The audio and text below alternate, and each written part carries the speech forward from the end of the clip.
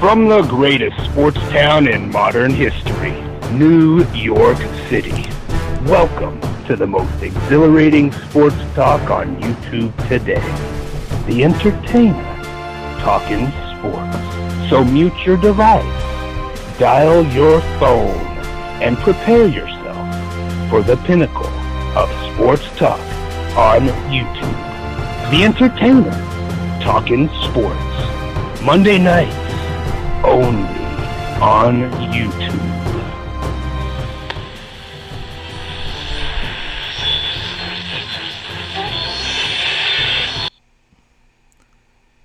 Stand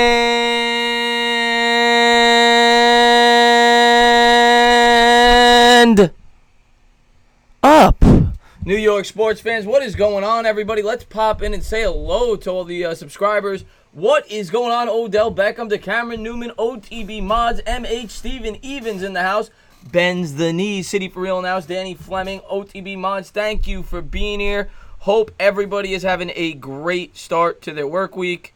I'm off on Mondays. I actually am off Sundays and Mondays, but I know most people work Mondays. A little hot out today as we're approaching August. And we got some things to talk about. New York Giants, well, football in general. Not everybody's a Giants fan. But football in general right around the corner. So if you want to call in and talk about that, obviously the Giants, they have the wide receiver issue with all the problems they've been having over there. Let me just get rid of this. And Cameron Meredith became available today. So he is a potential target for the Giants. Also, a bunch of other guys I alluded to in my video. As far as baseball goes, Mets made a couple of big trades. I'm sure some people may want to call and talk about that if you're a baseball fan. Ended up trading Jason Vargas today. Of course, yesterday the Mets brought in Marcus Stroman, a move not a lot of people saw coming. What's going on, Sperm? So what's going on, Chris Devers? You want to talk about? We'll talk about Dak. And then, of course, I'm always open to talk NBA, whether it's the Knicks, broad NBA, whatever you guys want to talk about. Thank you guys for tuning in. Bavith is in the house. What's going on, Bavith? The lines will be open in a second. HTH in the house. How you doing, my man? Yes, just hit 10K recently. I appreciate that. Gonna have a giveaway. I think next week we're gonna do a show. We'll probably have a giveaway. And if you have not done so, please go on over to HTH Hot Take Hockey. He's got a good channel over there if you're a hockey fan. And we're gonna open up these numbers right. And we already know who's calling it first. What's going on, Chris Gardella? Stand up. Jeremy Hansman in the house. Colby Mead in the house. Yeah, we did, Dre Mac. So there's the number, guys. It's 914-481-3540 if you want to call in. And, yeah, I'm expecting Bobby first, but we'll see who gets the first call. And it is not Bobby. What's going on? Congratulations. You were able to beat out Bobby Woodruff. That never happens. Who's this? Yes, and the baby is MH, your man. MH, the first caller today. How you been, buddy? I finally beat Bobby. This feels just, I mean, this has to be just as good as 10K subscribers. This is crazy. Yeah, Bobby usually calls before I even open up the phone line, so I'm surprised he didn't tonight. Know you're a big Met fan, so a lot of news in the Mets world the last couple of days. I mean, Marcus Stroman. I know what people are thinking, like casual baseball fans. I don't even know. It doesn't matter what we do. I feel like as Mets fans, it's a very, like, especially here on this in the YouTube community. There's barely. I mean, I see there's a couple of Mets fans. I see those who stand out, but like we make a move to get better. I know we're 5 games below, and they say, well, we're 6 behind the first wild card spot and 5 behind the second or whatever. I mean, I think it's a good move. I mean, we did give up 2 of our top 10 prospects, which I thought was a little bit stupid, but when you're in New York, you got to compete, and I think the Mets finally realized after how many years of being mediocre and 4th place every time, I think it's a good move. Yeah, I like the strong. They were getting bashed yesterday, the Mets, originally, and now you're seeing a lot of people come out. I was listening to Francesa today, and a lot of the papers were saying it was a good move, and I agree with it. That's what I thought initially. They gave up 2 top 10 prospects, but the guys aren't that talented from everything I read. And Stroman is a really good pitcher, 2.96 ERA, American League East. And the key thing for me is they still have him under a cost-effective contract for next season as well. So it's going to allow them to compete not just for the remainder of this year if they don't trade Syndergaard. We'll see what they do. But for next season as well. I mean, imagine that staff with a healthy DeGrom, Syndergaard, and Stroman at the top. Oh my goodness, that gets my cannoli. That gets my cannolis excited. I really, that's crazy. Yeah. I mean, I'm still not holding off on Ford getting traded, but I still have to wait and see because I mean Brody has been very. I mean this trade today, I questioned a little bit more. I was a little bit more confused with this trade just because of the team we traded with, less about because Vargas is he's not changing the playoff team to make them even better. Like I just think giving them to the Phillies for pretty much a low end, like I knew it was going to be a low end prospect, and that's exactly what we got with this caster. I mean, it just feels a little bit. It's a Wilpon move, and I don't really. I mean, I know the Wilpons. They I don't know who's worse. Well, Jeff Wilpon or James Dolan. They're just as worse to me equally, just because of the team's success in saving money and making cost-effective moves. It's just What do you think about that? Yeah, I'm not a fan of either owner. I mean, you said James Dolan. James Dolan's horrible, obviously. They're both bad. But I actually think Dolan's a little bit better. I think the fact that he has a salary cap kind of hurts him a little bit in basketball. I think if he was in baseball, he'd be willing to spend. The Wilpons just nickel and dime everything. And that's exactly what this move was. It was a move to save $2 million. They didn't get anything else. This guy is batting 195. He's 26 years old. He's in Double-A. They say he's a good defensive catcher. He's never gonna have an impact on the major league roster. So they basically gave away. Not that Vargas is any good. He's okay. He's serviceable. But they gave away a serviceable pitcher to a team in the division who needs an arm that is competing for the same wild card spot that the Mets could potentially compete for nothing. So I didn't mind getting rid of Vargas, just not to a team in the division and a team that's competing with you for the wild card spot. Didn't make any sense to me. Yeah, I agree exactly. Just simply because the team. I mean, if we gave them to a random team in the American League, it would have been like, okay, you can kind of understand that. But just for the Phillies, I don't know about you, but to me, I mean, the rivalry really is, to me, I know the Phillies aren't, first place. Atlanta's really the big threat, but I don't think we're reaching Atlanta. I think we can potentially get to where the Phillies are if we just stay a little bit hot, if we get on this little hot streak. I believe, it's never over until they tell me that we've been mathematically eliminated from the playoffs. I'm still going to believe until they say that. That's pretty much what my mindset is. Well, I've been watching baseball a long time, and I'll tell you this. It's a crazy game, and there's still a lot of season left. The Mets have been playing a lot better recently. I will say it hasn't been against the best competition, but maybe they're starting to get a little rally going, and I think there's 56 games left. They're 5 games under. Say they could somehow win 35 out of those last 56. You go 35-21. You give yourself an opportunity to maybe sneak in that wild card spot, and that might be the way that they're thinking. Yeah, I mean, that's pretty much. I wanted to quickly talk about the Mets, but I wanted to talk about the Knicks. Did you hear what Bobby Portis, he was quoted to saying he really wants to be our Sixth Man of the Year. I mean, it's tough to win an award like that, but Portis came out, and I like Portis. I think some of the stuff he's done, like, punching Meritus when he was in Chicago, that a little bit makes me kind of worried. But, I mean, he's a young guy. I think his temper could fuel our team. And what do you think about him saying that he really wants to be the Sixth Man of the Year? He doesn't really care about starting as much. What do you think about that? I like Portis. He's actually one of my favorite acquisitions the Knicks made this offseason. He's still young. And I read the same. He actually said that a couple days ago, and then it came out recently. I saw it on Knicks blog, and I think New York Post. I can't remember. But, yeah, I think, what did he average? 14 and 8 last year. He shot pretty efficiently from downtown. I don't think it's crazy for him to be in contention for Sixth Man. Matter of fact, he was probably in contention for it last year for the first half. He was playing very well. So, no, I like that he sets goals like that for himself. Will he win it? Probably not, because I think this team is just way too deep. Gotcha. Because you got to figure either Marcus Morris or Kevin Knox coming off the bench. Point guard position, you're going to have either DSJ or Peyton coming off the bench. So they have talented players coming off the bench. So I think it'd be very hard for anybody on this team to win the Sixth Man. So also, I want to ask you. This is a question I've been asked a lot of Knicks community creators here, and I think I've probably asked it on the talking Knicks, but I'm actually, again, in a late game, I'm just going to like a situational game because you know how the Knicks are in the Garden, a close game, 2 minutes left. If it's 2 minutes left, let's say tied game against a pretty competitive team, almost any team, what's your lineup in the late game stretches? Who would you put out there 1 to 5 in a scenario like that? That's a really tough question. All right, so you're saying tie game, about like a minute left? Yeah, tie game, 2 minutes about, but you can only have 5 guys.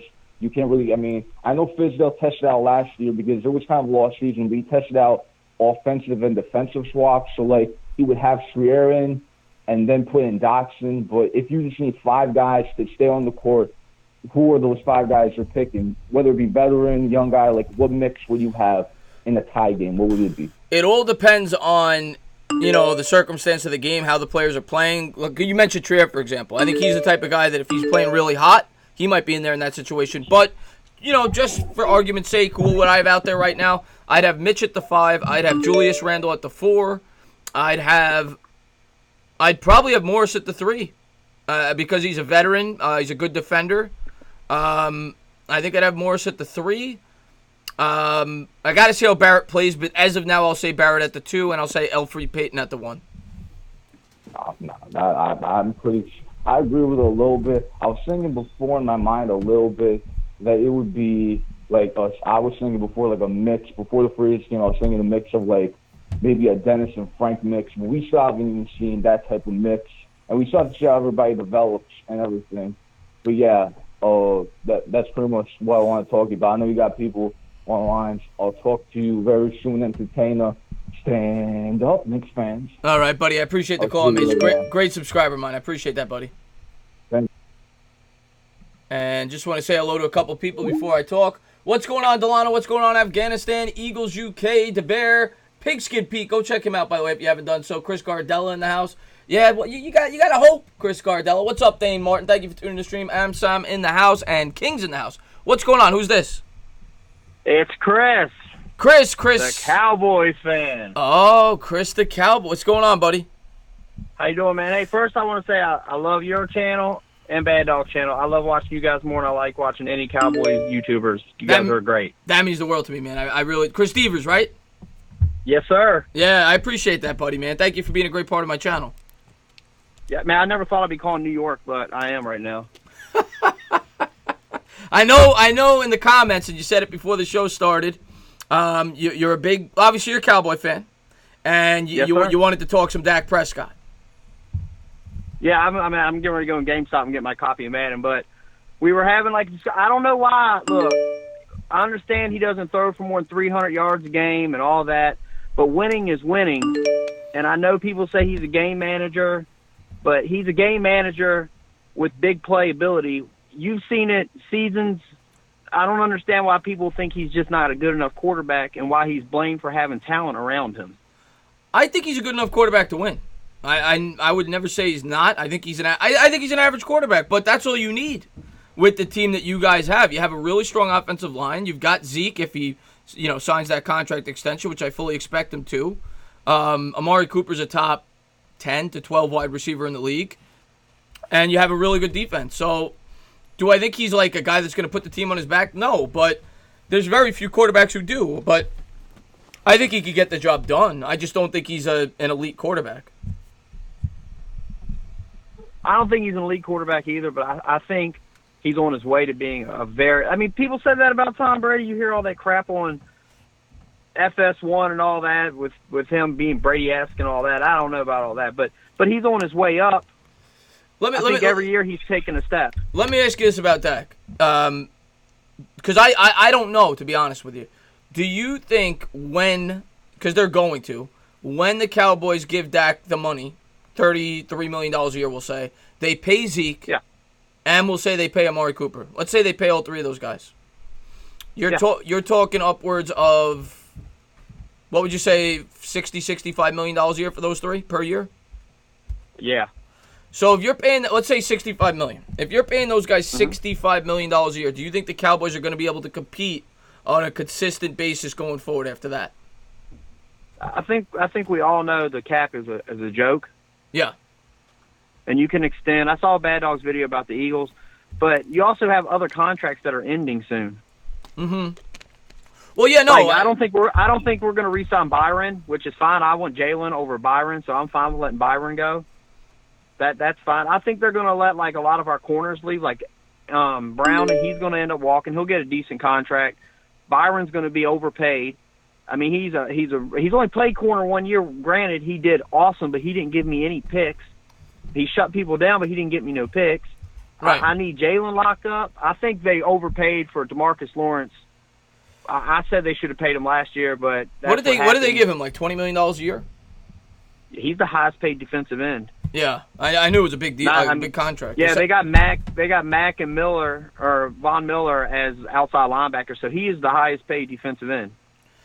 Yeah, that's the only thing I'd worry about if I was a Cowboys fan. Is not this year. This year you guys are going to be very good. I think you'll be very good probably the year after that. It's after that.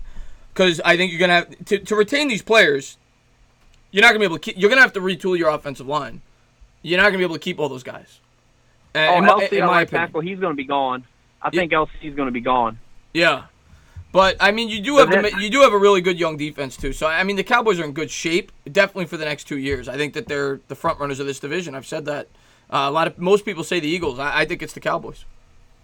But what teams what team do you think drafts better than us? Because honestly, they've been hitting it out of the park with Will and Jerry and Steven. They've been hitting it out of the park the last 6-7 years with the draft. We've been killing it. I'd have to think about it. I'd have to really look at it, but you guys have definitely drafted very well, obviously, with all the offensive linemen. You brought in Zeke, you brought in the Van Der Esch last year. So, I mean, the Cowboys are definitely one of the better drafting teams the last 4, 5, 6 years, which is why you guys are in the place that you're in. I'd have to think about it, though. I'm sure there's other teams that have drafted really well, but you guys are definitely up there.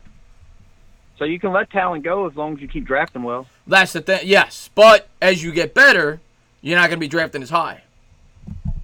We haven't drafted really how high. Zeke is the best one we drafted. Well, Zeke was the top 5 Tony pick. went down. He was a top 5 pick. because Romo went down. And Romo Van went Der down in Esch, 2015. if I'm not mistaken, Van Der Esch was mid-first round, 15th maybe? 19th. 19th? Yeah, I mean... I was there for that. Yeah, that was a great pick. That guy's a beast. But you tell that to Cowboys fans when I was there because they were booing him. Because he went to a small school, right? I don't know. Look, he drafted him to take Sean Lee's spot, and he did exactly that. And I don't understand why Cowboy fans got to be like that. I bought his jersey the next day at the pro shop. I knew what he was going to be. Yeah, I mean, that guy's a beast. Not this fast. Not this fast, but I knew. Not this fast, but I knew he was going to be really good. It's going to be a fun year this year for Cowboys. I'm hoping my Giants play well this year and they compete with you guys, but to me, the Cowboys are the class of the division. I think the Giants have a chance to split with the Eagles. I think it's going to be very tough to split with you guys. Just because of the way we match up, your defense, I think it's going to be very hard to run on you guys consistently, even as good as Saquon Barkley is. And I think you guys will manhandle our defensive line. It's just, if I'm being completely honest, But one thing I do like what the Giants are doing, I feel like they are kind of molding their team for the future in the same way that the Cowboys did. They're building in the trenches. They're building in the trenches. They got a young quarterback on a rookie contract. They've got the running back in place. They just need to improve that offensive line a little bit more and improve the defense. But I think in a year or two, the Giants will be very much in contention. I'll tell you what, I'm going to let you go because I know I got to go in here and get my copy of Madden. Enjoyed calling you. You let Bad Dog know. I will be calling in and having a discussion with him about Saquon and Zeke, though, very soon. All right, buddy. I appreciate the call, my man. And one more thing before you go, man. The only thing that I miss more than, I love beating you guys, but I honestly miss the Eli Romo games. I tell Bad Dog all the time. I love that stuff. Those Sunday night football, opening day. That was great. Those games Romo and Eli. Those games are great. Hopefully we get back to that where it's competitive again. Yep. It just sucks that's over with. Yeah, I'm sure there'll be a new rivalry. All right, buddy. Well, you have a good one. Thanks for taking my call, man. You too, my man. Have a good one. Next caller. You're on live. Thank you for calling in. What's going on, Gabe? Thank you for tuning in. What's going on, Tom? How you been? Steven Evans in the house. Sean Lee in the house. So what's going on? You're on live. Thank you for calling in. Hello? Oh, hey, Chris. It's Chris Cardell. How are you? What's going on, Chris Cardell? How you doing, buddy? Not too bad. I'm just curious. How does a guy like you, are you a Long Island guy, Brooklyn guy? What are you? Yes, Long Island. Originally Long Island, yeah. how does a Long Island guy like you end up with a Westchester number? How does that happen? Oh, it's just a Skype number. They just give you a random. Yeah, it's a Skype number. Question for you. After the Giants go 6-10 this year, what happens to David Gettleman and Pat Shurmur? Are you firing him after 2 years on the job? No. Walking away, cutting bait? And let's couple this: 6-10, and Odell Beckham has 1,400 yards receiving. Landon Collins ends up in the Pro Bowl wearing a beautiful maroon.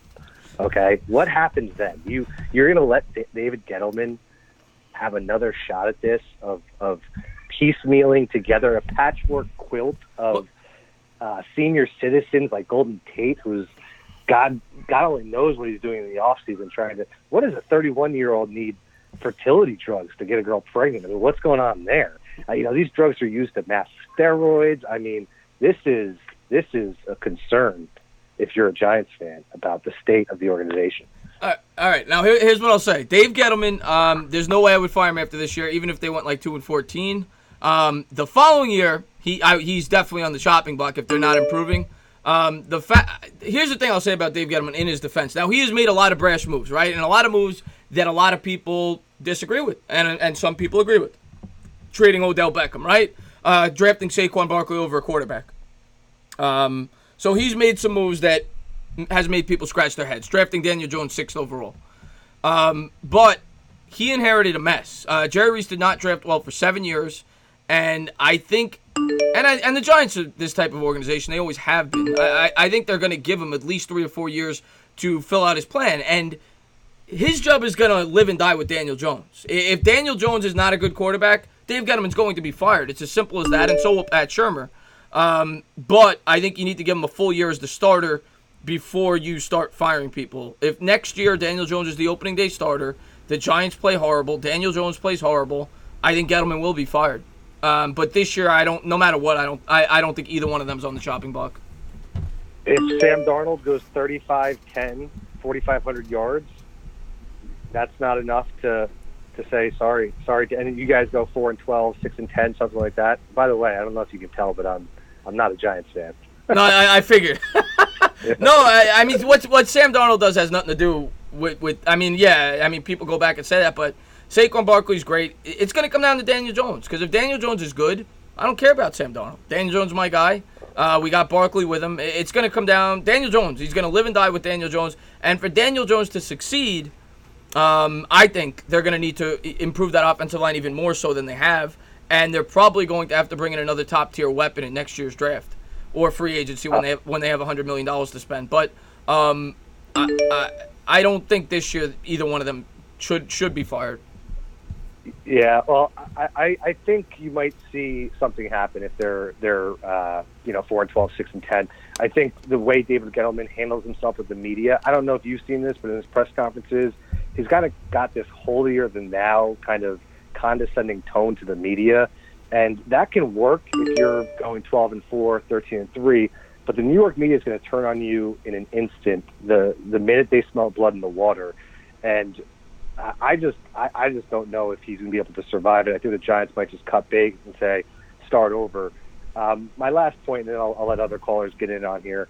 I was able to see a clip of Daniel Jones from, I think it was practice today or yesterday, and he airmailed. It was a 7-yard kind of flare pattern out in the flat, and he airmailed the guy about 6-7 yards over his head.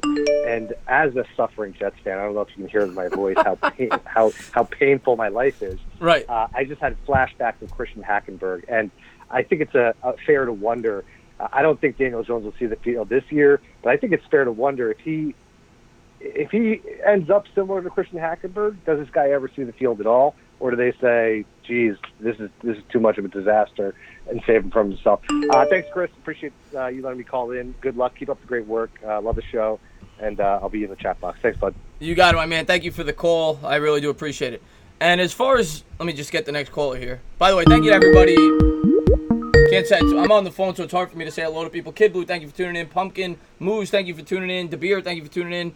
But as far as, before I get this call, as far as what he said about Daniel Jones, Daniel Jones is going to get a chance to play this year, unless the Giants are a playoff team. Daniel Jones will see the field, in my opinion, and we're going to get a read on him. He's going to look sloppy at times. He's a rookie, and I won't even judge Daniel Jones off this season. I don't judge a quarterback until year 2. Next season, if he looks bad, like I said, there's going to be a lot of changes that are made within the organization. What's going on? You're on live. Thank you for calling in. Yo, what's going on, Chris? It's your boy, City for Real. What's going on, City for Real? How you doing, buddy? Oh, I'm good, man. Good. Hey, so check it, man. I want to talk some Giants, right? Let's do it. So, let's do it. So all right, I got a couple of questions for you. First one is going to be, who do you think, right, is going to be the best receiver available for us right now on the open market now that we don't know what's going on with T? You talking about right now in terms of a guy to bring in off the free agency or next year? Yeah, no, right now. Right now, actually, I think the guy I made the video on today makes the most sense, and that's Cameron Meredith, who was released by the Saints.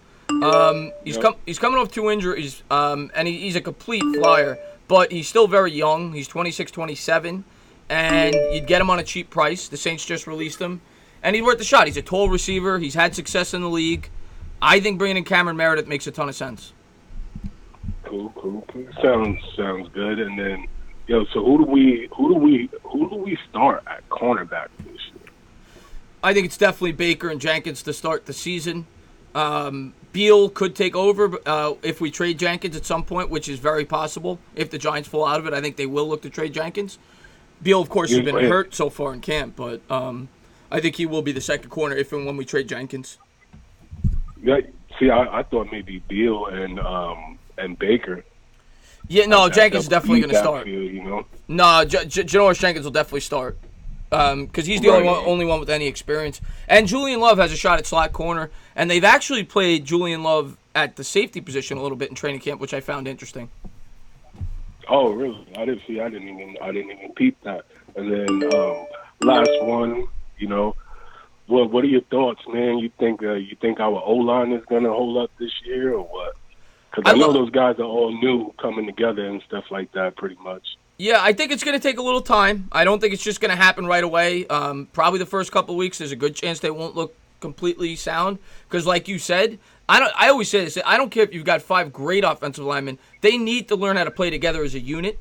And that's what preseason is about, but it's probably going to take them a couple of weeks. But I do think, I don't know if it's going to be a great offensive line, but I think it's going to be much improved.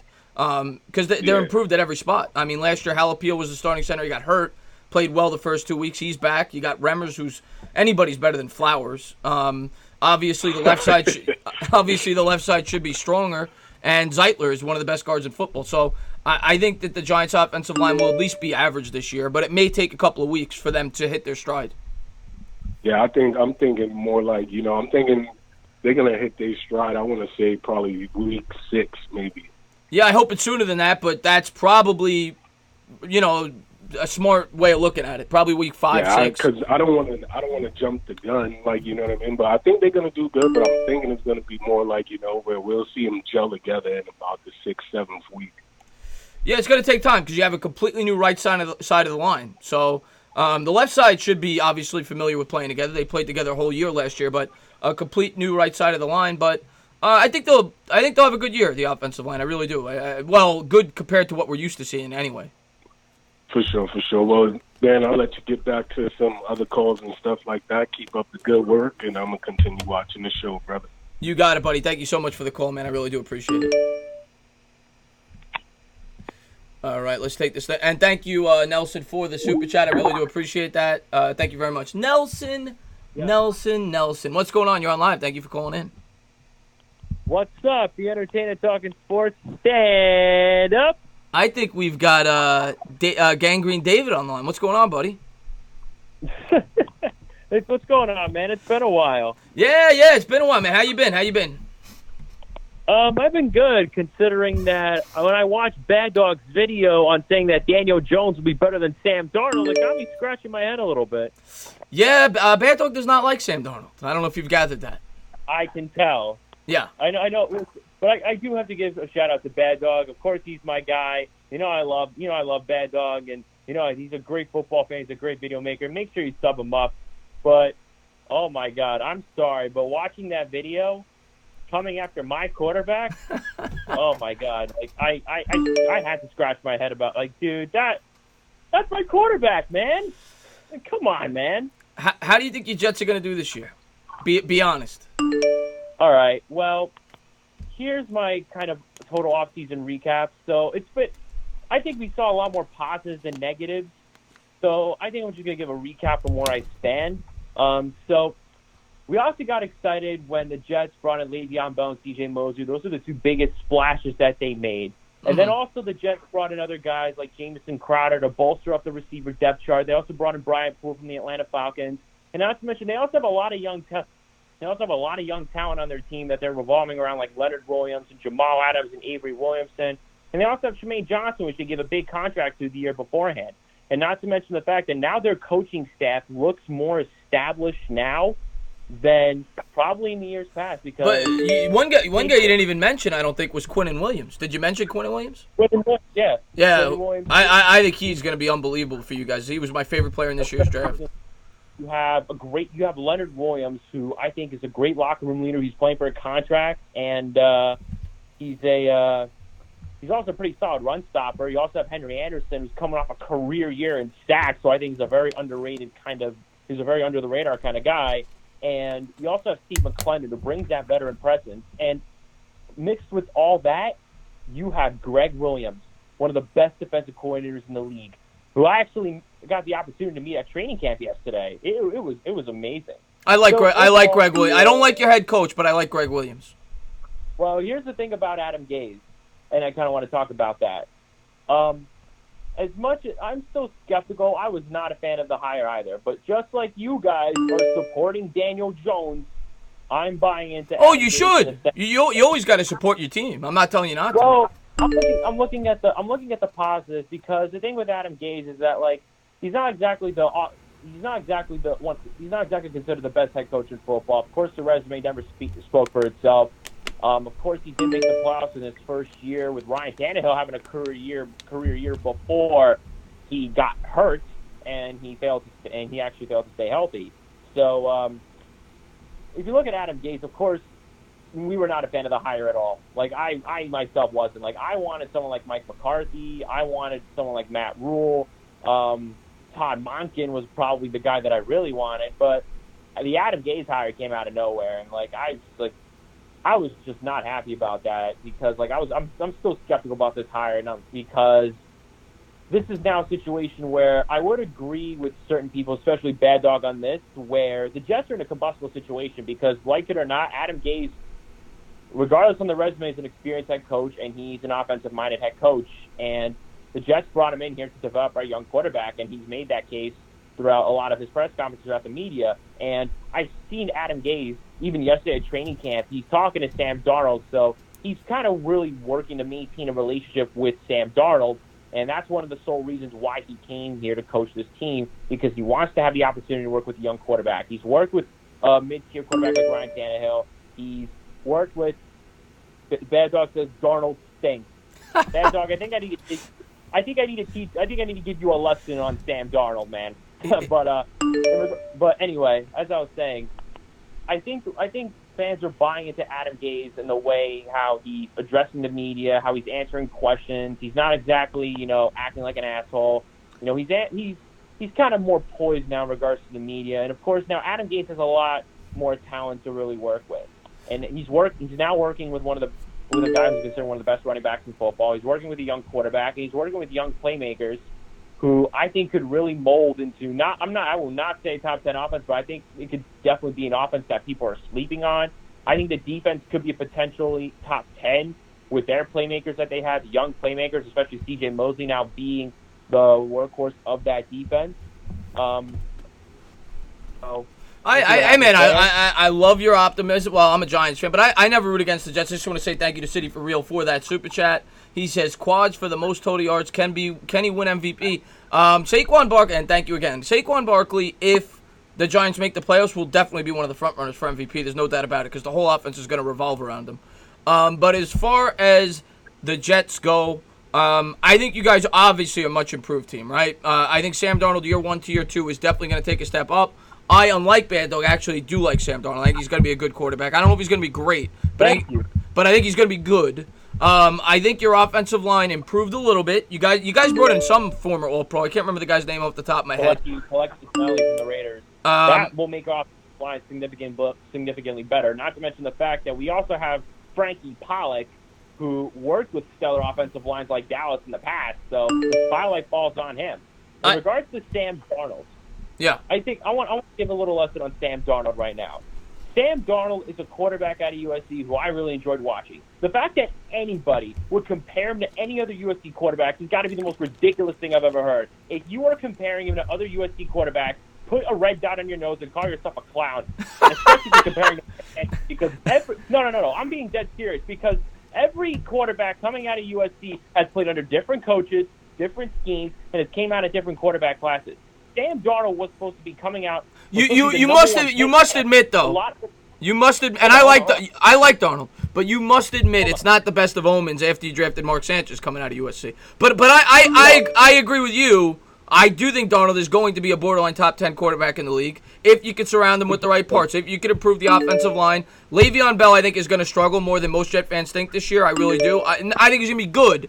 I don't think he's going to be the Le'Veon Bell of old. I really don't. I think he's going to be a good running back. Oh, hold on. There's another thing about Le'Veon Bell that people are mistaking because people are also claiming that, Le'Veon Bell is not, he's going to be trashed on the Jets because the offensive line stinks because you don't want to know. You want to know what another thing is? I don't even think your offensive line necessarily stinks. I think it's maybe slightly below average. I just think he's coming from the Steelers, who had a very, very, very good offensive line, had an unbelievable weapon in Juju Smith-Schuster and Antonio Brown, and a much better quarterback at this stage in Darnold's career in Ben Roethlisberger. Well, people are also not considering that. Well, first of all, now Le'Veon Bell has come to that point where now he can help out a young quarterback. Le'Veon Bell is also an all-around running back who can catch out. Oh, he's an unbelievable receiver. Unbelievable. Jets, hold on. The Jets' running back core is probably more loaded now than the first time it's ever been because we also got Ty Montgomery, who's a former back, who's a great hybrid running back, and you also have Bilal Powell, who is pretty much one of the more long-time Jets that Jets fans love, a great elusive back that Adam Gase can use as well. So it's not just going to be Le'Veon Bell. The running back competition looks stellar in general, and throughout training camp, Adam Gase has been utilizing dual-back sets, which could be a nightmare matchup against defenses. So we'll see, man. We'll see. I think the Jets are gonna have a good team. I'm gonna have you guys at 8-8. I'm gonna have you guys at 8-8. The thing I worry about with the Jets, and they were saying it today. They were saying it today on. Yes, the Bear.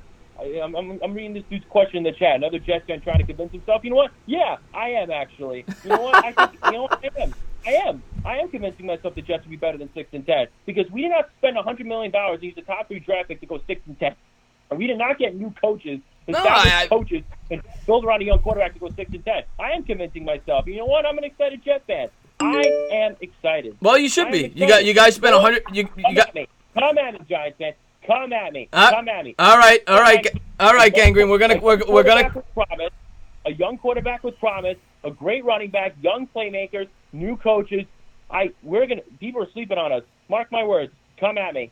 We're gonna see what happens this year. I do think you have reasons for optimism. Obviously, Darnold in his second year should take a huge step up. You guys signed $100 million worth of free agents, so your team should be much better. You got a great player in Quinnen Williams. If I was a Jets fan, I'd be excited too. All I'm gonna say is, calm down a little bit. I don't know if you guys are ready for the playoffs yet, but you're gonna be much improved. I'm not saying playoffs. Yeah. I'm not saying playoffs, but there is no reason. I'm not saying playoffs, but there is no reason as to why this team should not be playing competitive each and every week, especially with the expectations lined in for Adam Gase. All right, buddy, I'm going to let you go because I got a bunch of people trying to call in, but I just want to say thank you for the call. If you have not done so, go on over and check out Gangrene David if you don't mind watching Jet content. But, buddy, thank you so much for calling in. Thanks, man. All right, buddy. Let's do this. Next caller. Oh, my God. And, by the way, I'm trying to get you in, Steven Evans. I will try to get you in, but I know right now we've got Mr. Softy himself, Bobby Woodruff. Hi, Chris. How you doing, Bob? I'm sorry about last night. I screwed up. Don't worry about it. Don't worry about it. How you been? And I got to ask a question. Does Gangrene David ever take a breath? He got passionate there. He doesn't take a breath. He just runs his mouth. It sounded like you. It sounded like you chasing the Mr. Softy truck. I know, but I like the kid, and I've got to congratulate MH for getting in for the first quarter besides me. Yes. Yeah, MH did a good job today, huh? And a shout out to my big pal, Mr. Bad Dog, 7676. Bavid says that he loves you. Bavid says that he loves you. Yeah, I love him too. I love everybody in the chat except that new kid. Tells me, oh, I should call in. I told him to shove his big pie hole up. So. Yeah, yes, Pumpkin. This is Beetlejuice. So, Bobby, what do you want to talk about? We've got a lot to talk about, whether it be the Giants, baseball. What do you want to talk about? I was surprised that the Mets picked up. I was surprised the Mets really screwed the Yankees up. They picked up Stroman. Yeah, Yankee fans were kind of hoping for that was a big screw job right there. It was a smart move too. You guys were kind of hoping for Stroman. A dumb move. No, I think it was a good pickup for the Mets when you factor in that you're going to be able to keep them on a cost-effective contract next year. The Mets, they gave up 2 of their top. Some people say 6, some people say 10 prospects, but neither one of them is like this unbelievable prospect. So you get one of the top 15, 20 pitchers in baseball this year on a cost-effective deal. You have him for next season. It gives you a chance to possibly compete if you go on a miraculous run this year, and he's going to be on the roster next year. So yeah, I like the move. He's good in New York too. He had a 2.96 ERA in the American League East. Now he's coming to City Field, National League, bigger ballpark. He was born in Long Island too. I know, so he should be right at home. What part of Long Island was he from? Do you know? I think it was Medford, but I could be wrong. Oh right, I looked that up last night. What are you doing at midnight tonight? Are you sleeping at midnight tonight? What am I doing at midnight? I couldn't tell you, Bobby. It's 3 hours away. Roach is doing sports trivia tonight. All right, well maybe I'll pop over there. What are you doing at midnight tonight? I'm going to be on the trivia tonight. Okay. After our bad performance last night. Oh, my God. We were in negative 35. I know, Bobby. I know, Bobby. You were killing me. But, it was. Other kids, young kids kept calling in. I screwed up a lot. I'm just messing with you, Bobby. How's Seahawk, by the way? No, I know. And the New York Giants, I wish they signed Victor Cruz. You want Victor Cruz? Bring him back. Now let me ask you a question, Bobby. When Victor Cruz used to score touchdowns in the past, would you get up and do the salsa with Seahawk? Oh yeah, definitely, yeah. You did the salsa when you were watching it on TV? Mm-hmm. Oh, I would like to see that. Can you do that next time you're live? Yeah, we could do that. Okay. Seahawk. Seahawk says hello to you. Well, hello, Seahawk. Thank you for tuning in, Seahawk. You know she likes you. So what did you think about this guy, Cam Meredith, the guy that the Saints dropped today? Yeah, I think we should give him a try. Yep, we got to get as many wide receivers a try. That's who I. How did Benjamin work out? Did he work out good? Benjamin didn't. He didn't get a workout with the Giants, from what I read. Originally, he said he was going really? to. Yeah, but he didn't. We better. I want them to. I'm going to call tomorrow. The Giants training camp. You're gonna call the Giants? Victor Cruz back. He's ready. You better sign his body because he's a great receiver, and he's ready. It's even said on Facebook when I looked on Facebook, he's ready to go. Wait, thank you for the super chat, Amir, the sports critic. If you haven't done so, go over there and check him out. Yeah, he's awesome. I've popped on his channel a few times. He says really good stream. I'm gonna call in a minute, so I'm looking forward to that. Hey, Chris, did you see that new girl? She got sports yet? I have. Guys, I'm going to have to take about a 2-minute break in a second. But, yes, I have. I didn't get to see her live call-in show, though. Yeah, she is great. I mean, yesterday she had 72 thumbs up last night. Really? Well, good stuff, man. She was kicking ass. She's kind of cute, but she's too young for me, 19. Yeah, that's a little too young for you, Bob. You might go to jail for that. I go at 51. No, she's legal, but I'm too old for her. Bobby, I got to let you go because I got to do something real quick. I'm going to be back. Yeah, sure. No problem, Christopher. If it gets slow, I call you later. For sure. Just let anybody in the chat, I'm going to be back in 90 seconds. I just got to do something real quick. I'll be right back. Okay, bye now. All right, Bobby.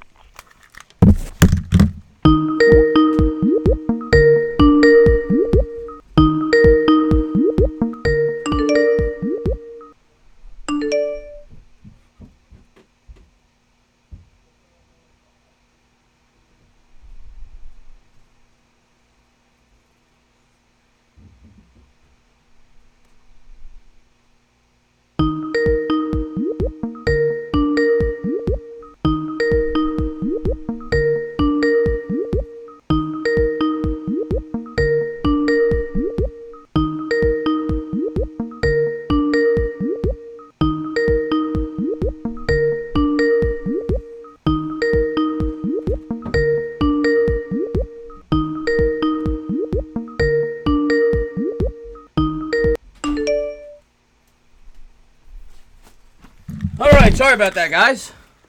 Sorry about that. Go ahead and call back in. Actually, I forgot to turn the sprinkler off. That was what that break was about. I had the sprinkler on.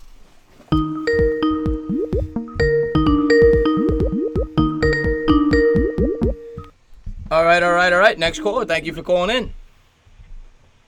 Hello. What's going on? Oh, is this Ben's Denise? This is Ben's Denise. Stephen Evans. What's going on? What's going on, Stephen Evans? How you doing, buddy?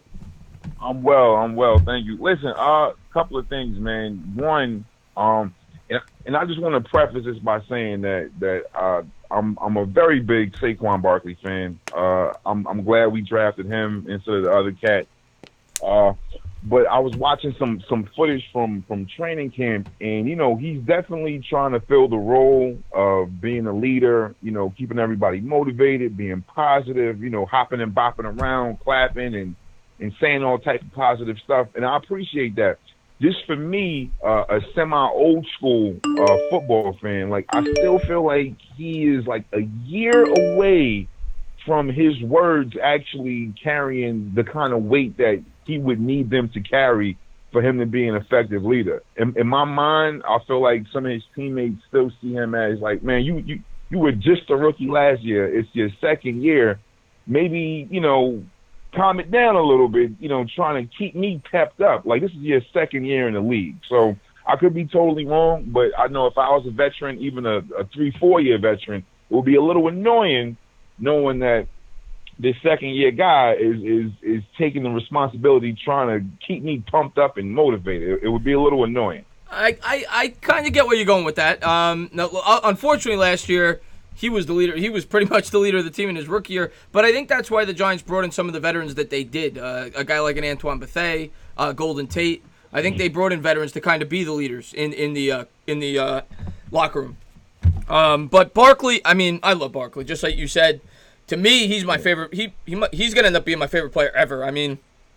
Perfect player on and off the field. And if he's not the leader already, he's going to be the leader very soon. But yeah, that's a good point you bring up. You do need to prove yourself for a few years, I think, before you get the respect of all your teammates. But I think most of the I think he's pretty respected though.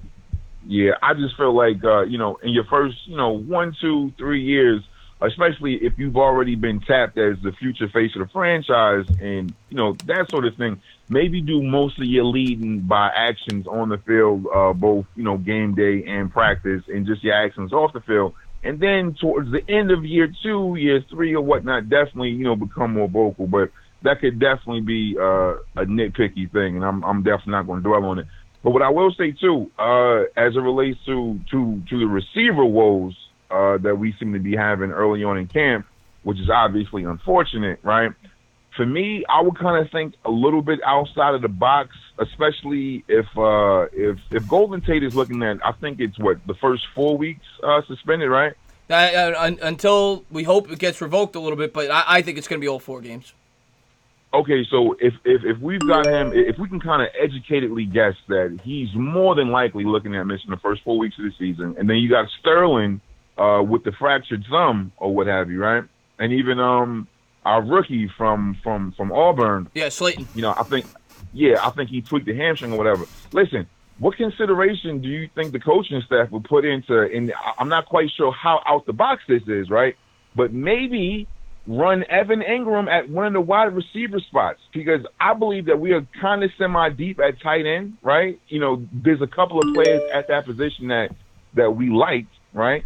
I'll tell you, man, I didn't even think about that, and I've had a few of my subscribers comment that on my videos, and now you said it in the colon, and I've actually seen writers write about that as that being a possibility if they think out of the box. It's not the worst of ideas because, like you said, we are somewhat deep at that tight end spot with Simonson, with Conrad, with Red Ellison. Right. It's not the worst of ideas being as thin as we are at the wide receiver position, but I think where Ingram has an advantage is playing the tight end spot. He has wide receiver speed playing the tight end. If he played the wide receiver spot, he probably wouldn't be quite as effective. But it's not a bad idea, to be honest with you. It's outside of the box thinking. We all know Ingram's not known for his blocking skills. Right. But me personally, I would rather them go out there and add a veteran. I know some people don't want to do that. They want to build from within. They want the rookies to take off. I think they need a veteran presence in the wide receivers because none of them have experience outside of Sterling Shepard for the most part. And I think they could use a guy, a veteran guy like a Crabtree, a Cameron Meredith, someone like that. I think that they could use that.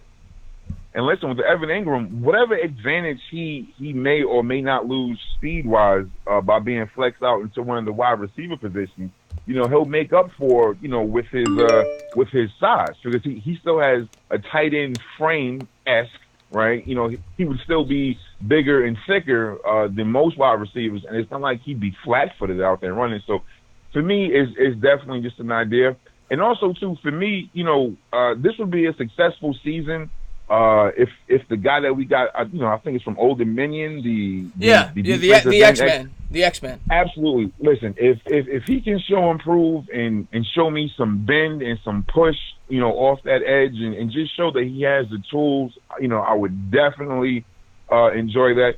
And my thing too is, I don't want to have one of those seasons where potentially 9-7, right, can get you into the NFC playoffs. That would mean that we would be hovering around 500, for most of the season, and there would be no rush to get Daniel Jones in because you would want Eli, the proven commodity, to play as much as possible to hopefully afford us a wild card spot. So if our season starts to go like that and we're 4-5, we're 6-5, we're 7-9, or some shit, shit like that. I can't see a scenario where Daniel Jones even gets on the field. And so for me, as crazy as it sounds, right, combined with not having the full complement of receivers for the first few games, you know what? If we start out 1-3, 1-4, I'm just fine with that. Put Daniel Jones in, see what he is, see what he isn't, and then take it from there. Honest to God, because at this point, if we have an unfortunate season like we've had the last few seasons, I'm not even quite sure what position we should be looking at drafting next year in the draft. I'll say this: if we're 1-4, I don't think 1-3, but I think 1-4, based off the beginning part of our schedule, because the beginning part of our schedule is probably the easiest part of the schedule that we have. Outside of the Cowboys and Patriots game, weeks 1 and 6, we've got the Redskins at home, we've got Tampa Bay on the road, we've got the Vikings at home, there's another winnable game in there, I can't remember, Arizona, I think, week 7. So we have some winnable games early on. If we start 1-4, I would put Daniel Jones in there. If we're 2-3, I think you stick with Eli, but if we're around 500, I think they're going to stick with Eli. But if we're like 1-4, 2-5, I think you'll see Daniel Jones earlier than expected. And as far as next year goes, I mean, they could go a lot of ways. They still have a lot of holes. Right tackle, they could certainly use a young right tackle next year's draft. They could use a safety. Antoine Bethea is no spring chicken. They could definitely use another wide receiver, a big-time target there. They go a lot of ways. They really can in next year's draft. Linebacker, middle linebacker. I mean, God forbid, the New York Football Giants, right? A draft line. I mean, even though they did get the guy from Georgia, I guess last year. And I think we're looking for some things from him in his second year, God willing, right? But God forbid the New York Giants, make it a point to get quality, space-eating linebackers. Certain teams have certain traditions. Some teams are historically running back teams. Some teams are historically quarterback teams, wide receiver teams, so on and so forth. I'm an 80s baby, right? So I grew up with our linebacker positions always being solidified through one avenue or another. And I just feel like it's been so long since the New York Football Giants have had a complement of linebackers, whether it be inside or outside, that you can kind of write home about. It's always hit or miss here. I can't tell you how much hope I had for John Beeson when he was said, God forbid he could have stayed healthy, man. But, that's how thirsty we are for that position. I mean, since Pierce, really, we have not had a consistent guy in the middle. So you're absolutely right about that, and that's Giants tradition. Giants, when you think great linebackers, you think Giants, you think Chicago Bears, and the Giants have not. I mean, it's a lot of it has to do with Jerry Reese, obviously, not putting any emphasis on that position whatsoever. Now, obviously, Gettleman has. I mean, he spent he traded a 5th-round pick to bring in Ogletree, but Ogletree was obviously disappointing last year. We'll see. Next year I think they definitely. Unfortunately, Wagner got signed to an extension. He was supposed to be a free agent middle linebacker next year. But I could definitely see them drafting middle linebacker early in next year's draft. I think that is definitely one of their 3 or 4 biggest needs going into next year.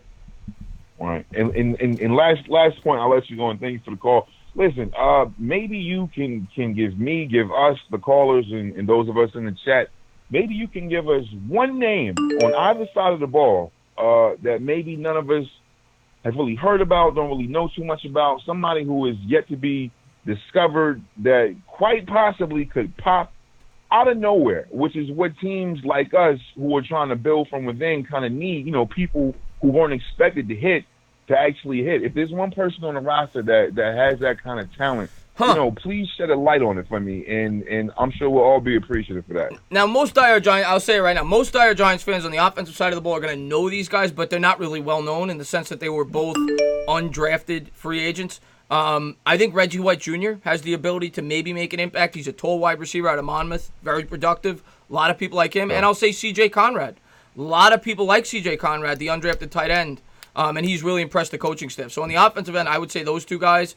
As far as defense goes, I'd have to think about that because most of the guys I don't really see any unknowns getting much opportunity because, maybe at the middle linebacker position, if Goodson struggles, but I don't think any of those guys that are competing with him are going to make that big of an impact. The rookies could. Julian Love could certainly, but he's not really an unknown. That's tough on the defensive end. But on the offensive end, I would say C.J. Conrad and possibly Reggie White Jr.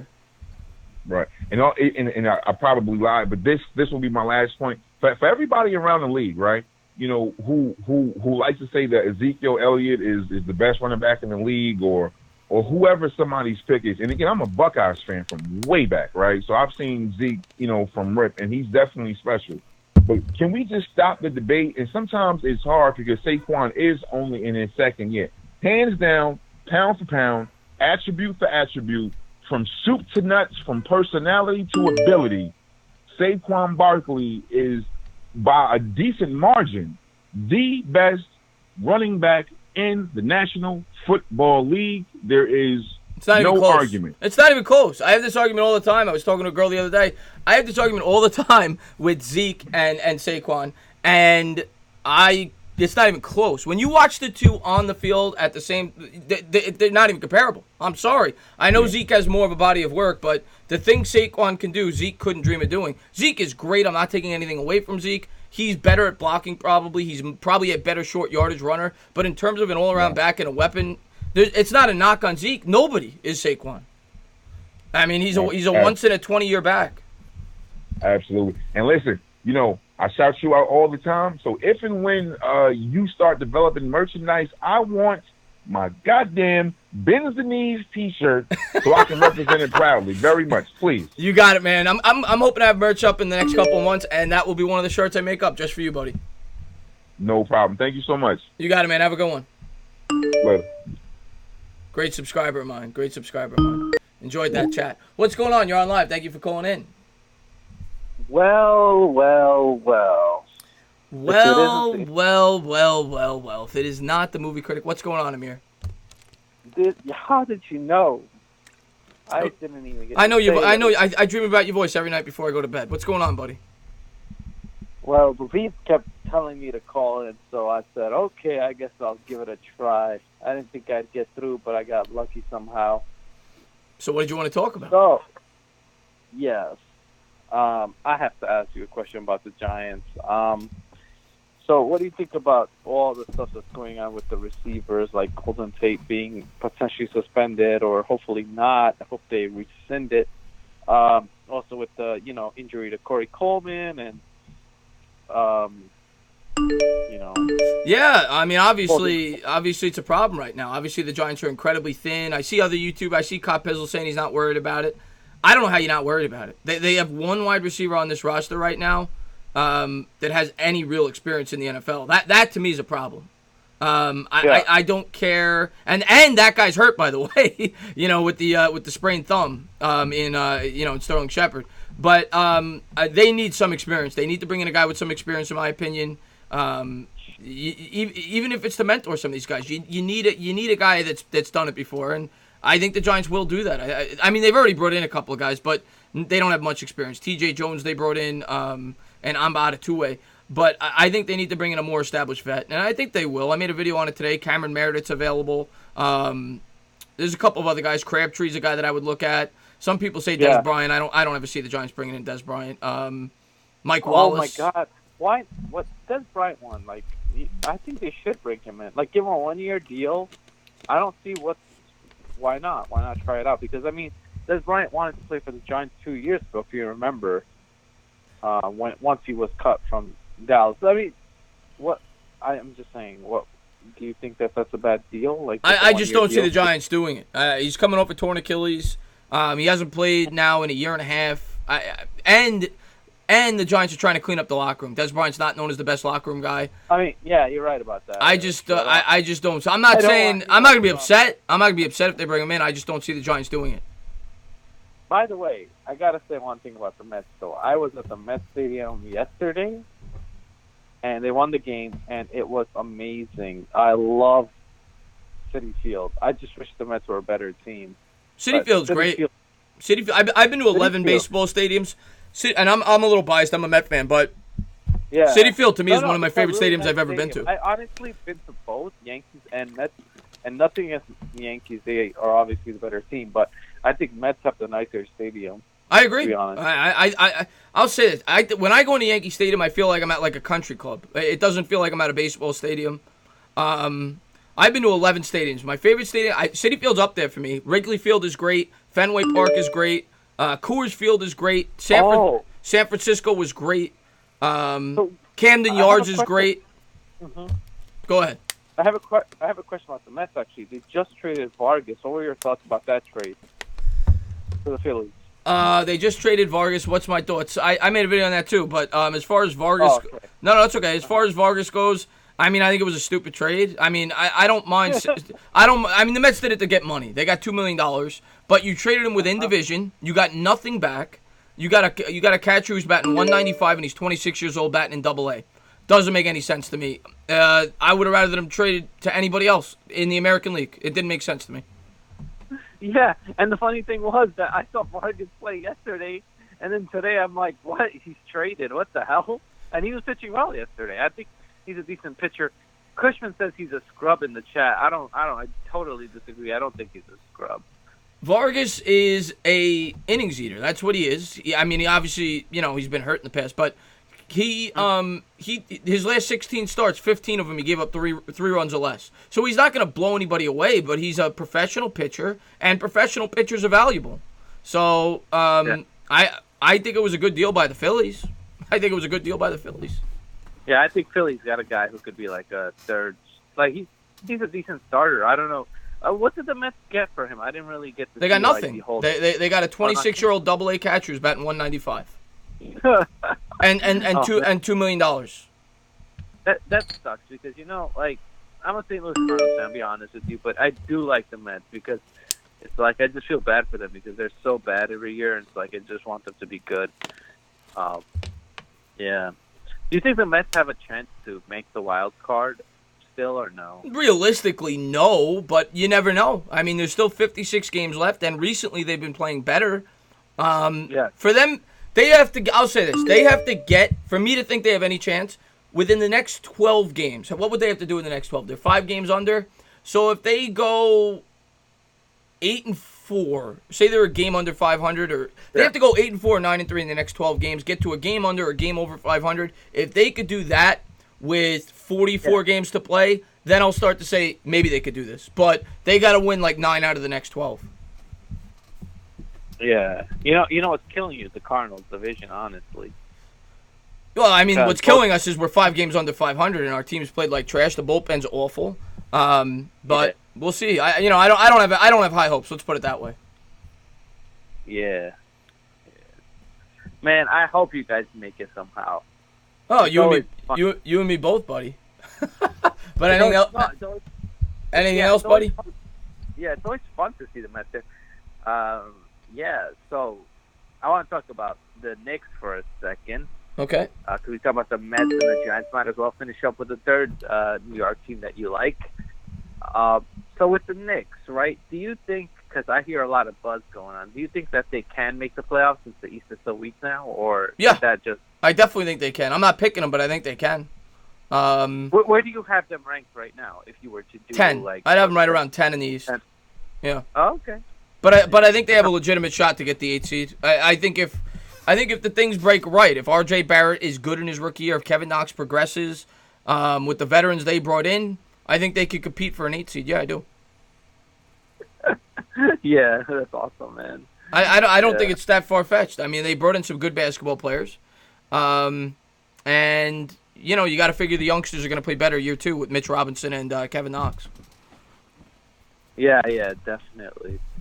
Yeah, and also one thing I love about Citi Field is that it's so convenient and so easy to get to. You have the 7 train, you have the LIRR, like it's easy to get to. It's very convenient compared to like Yankee Stadium, which is harder. I feel. I don't know. Oh yeah, no, for sure. It's much more convenient than Yankee Stadium in terms of getting to. Madison Square Garden is the easiest, though. Obviously, right out of Penn Station. Oh yeah, going to Penn Station. I mean, like I'm always at Madison Square because I work right around there, so it's like. You know, it's easy, but right now, you know, obviously there's no basketball going on. So. Yeah, of course, yeah. Yeah. But, Amir, I'm going to let you go. I got somebody calling. But I just want to say thank you for being such a great supporter of my channel. And if you guys have not done so, please go over to Sports Critic and check them out. Thank you so much, man. And love all the stuff you're doing. And I just want to give a few shout-outs if I can. To Poppy Goat, Cushman, and Bavit, who told me to call in, even though he's not here anymore. He's there. Or maybe he is. He's there. He's in the chat. He's in the chat. All right, man. Thank you so much. Have a good night, and great stream, bro. Take care, man. All right, my man. Have a good one. Yeah, it is hot. Have a good one, buddy. Let me get this call. What is going on? You're on, and yes, it is hot in my basement, Tevin. It is hot. I got the fan on. What's going on? You're on live. What's going on? Who's this? This is the Phillies ace. John Letourneau. That's the entertainer. What's going on, buddy? We made a trade today. Yeah, we did. Yeah, congratulations on 10K, brother. Congratulations. I appreciate on that. Thank you very much, man. Thank you for being such you a great... You deserve everything that comes because you do great content. I watch all your videos. I mean, I agree with everything you say. Even especially that last week when you and Bad Dog were coming at my Eagles saying we're going undefeated, which I appreciate that. I appreciate the love. Coming towards my Eagles, but I have 3 points I want to make to you today. Yeah, so go lastly, ahead. I'll go to your Giants to make you feel better at the end. Let's go. Make you feel better.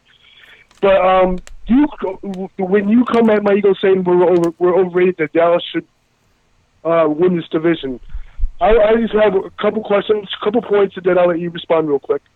Last year, the Eagles lost to the Saints and the Cowboys, and everybody thought our season was done after that. Mm-hmm. Then we had to play the Texans, and we had to play the Rams, and we beat both of them. We backed into the playoffs. We beat the Bears that had a great defense as well. Right. And we were one drop away from closely beating the Saints in the playoff game.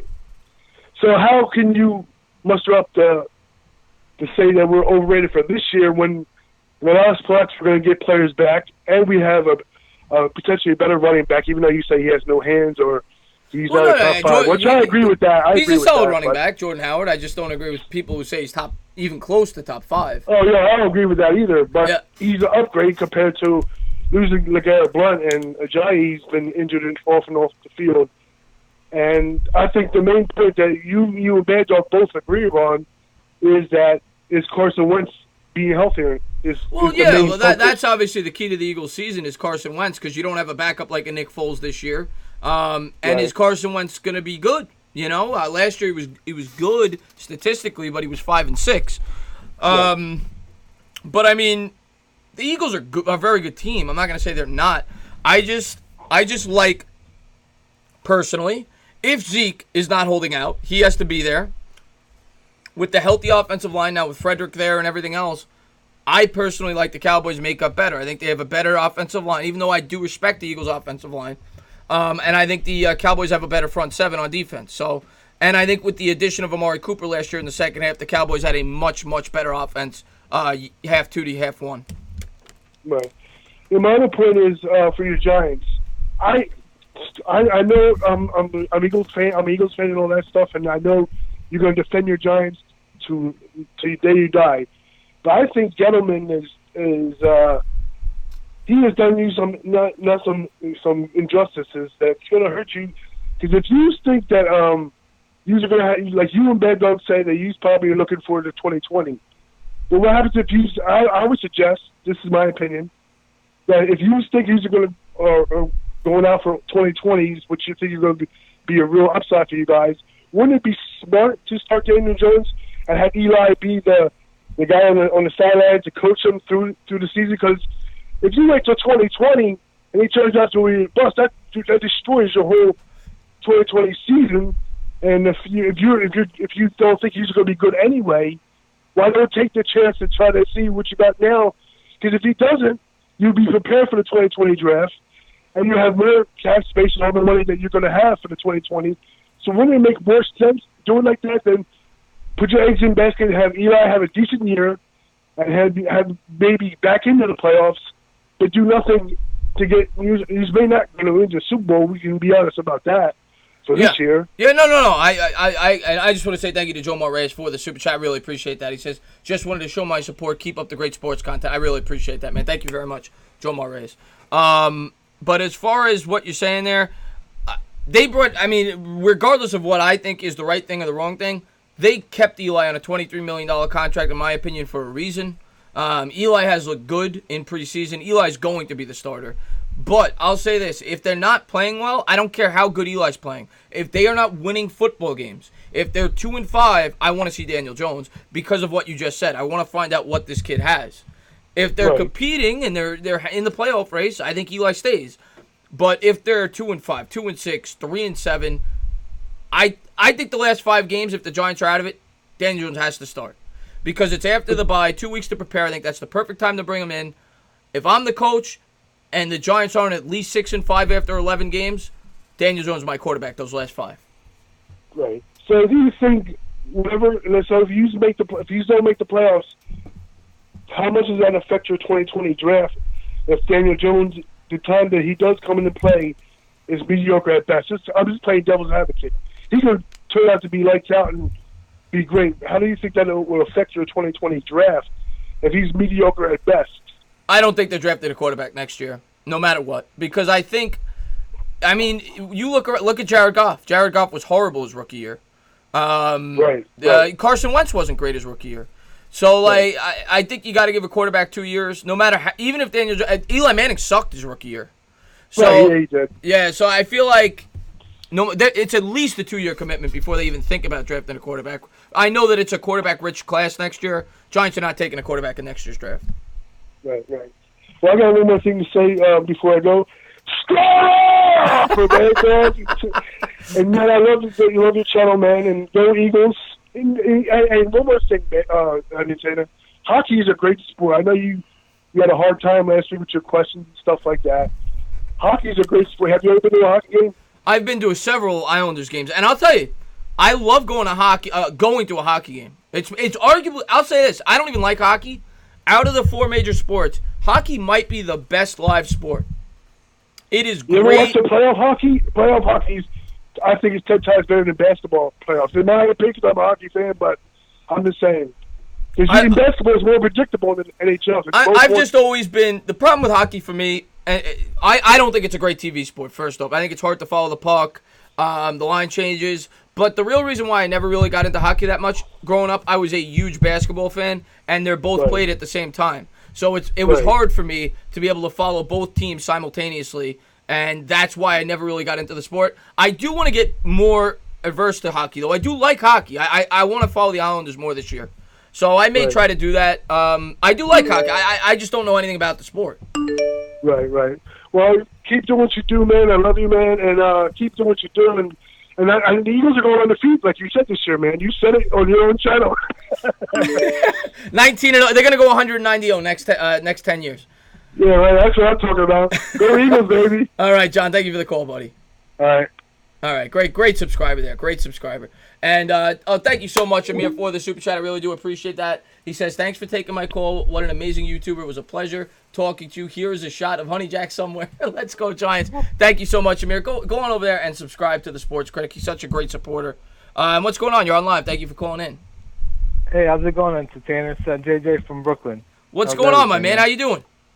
Pretty good. How are you, man? I'm pretty good, man. Just sweating in my basement talking sports. I hear you. I just want to talk about the Mets for a minute. Man, I always talk Mets.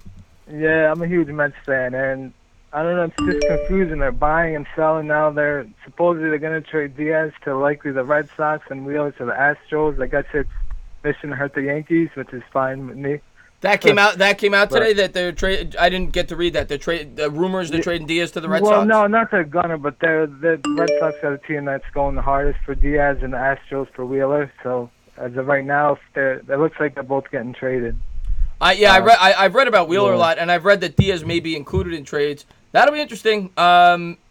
I like the. I think they got one more year of arbitration eligibility. I know he hasn't been good this year. No, Diaz, I think he's like, you don't have to pay him for like 3 years. Okay. Depending on how many years, I wouldn't look to trade him. I still think he could bounce back next year. Yeah, you're selling low at this point, aren't you? Yeah, I wouldn't trade him. Wheeler I'd trade because I don't think they're bringing back Wheeler, so I would trade him. Yeah, for sure. But the Red Sox, they trade Diaz there. They don't have a good farm system. Like, what are they going to give us? They don't have much in that system. I wouldn't trade Diaz. I wouldn't trade. It's like you said. You don't sell low. You don't sell when a player's at his lowest point.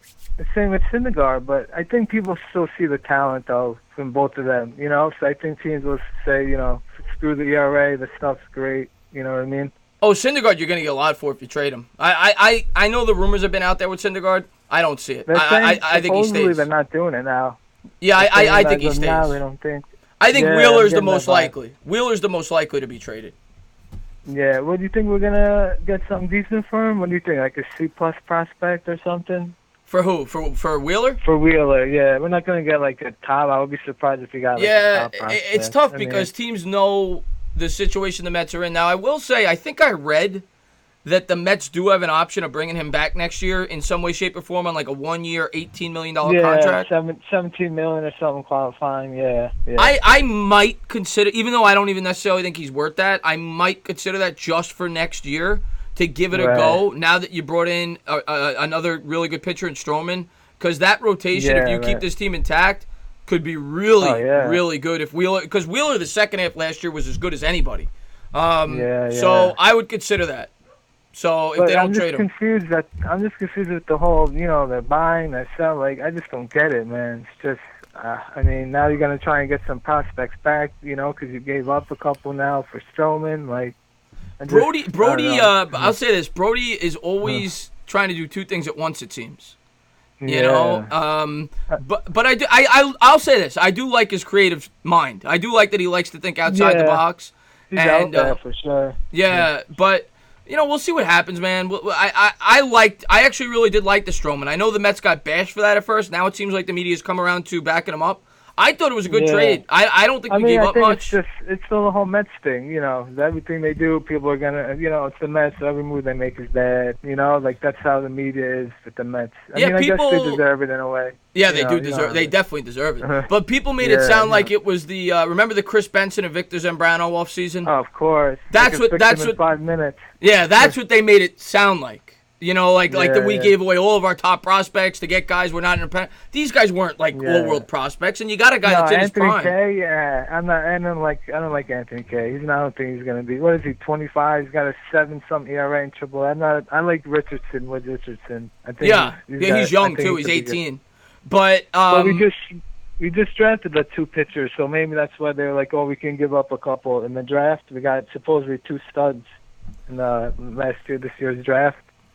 Yeah, we'll see, man. I like the pickup, though. I think Stroman's a good pitcher. I think he's still young. I think he fits the mold of the team. And I think next year, if things break right, if we could get healthy, you bring Nimmo back, and maybe you get lucky with Cano and Edwin Diaz if he stays here.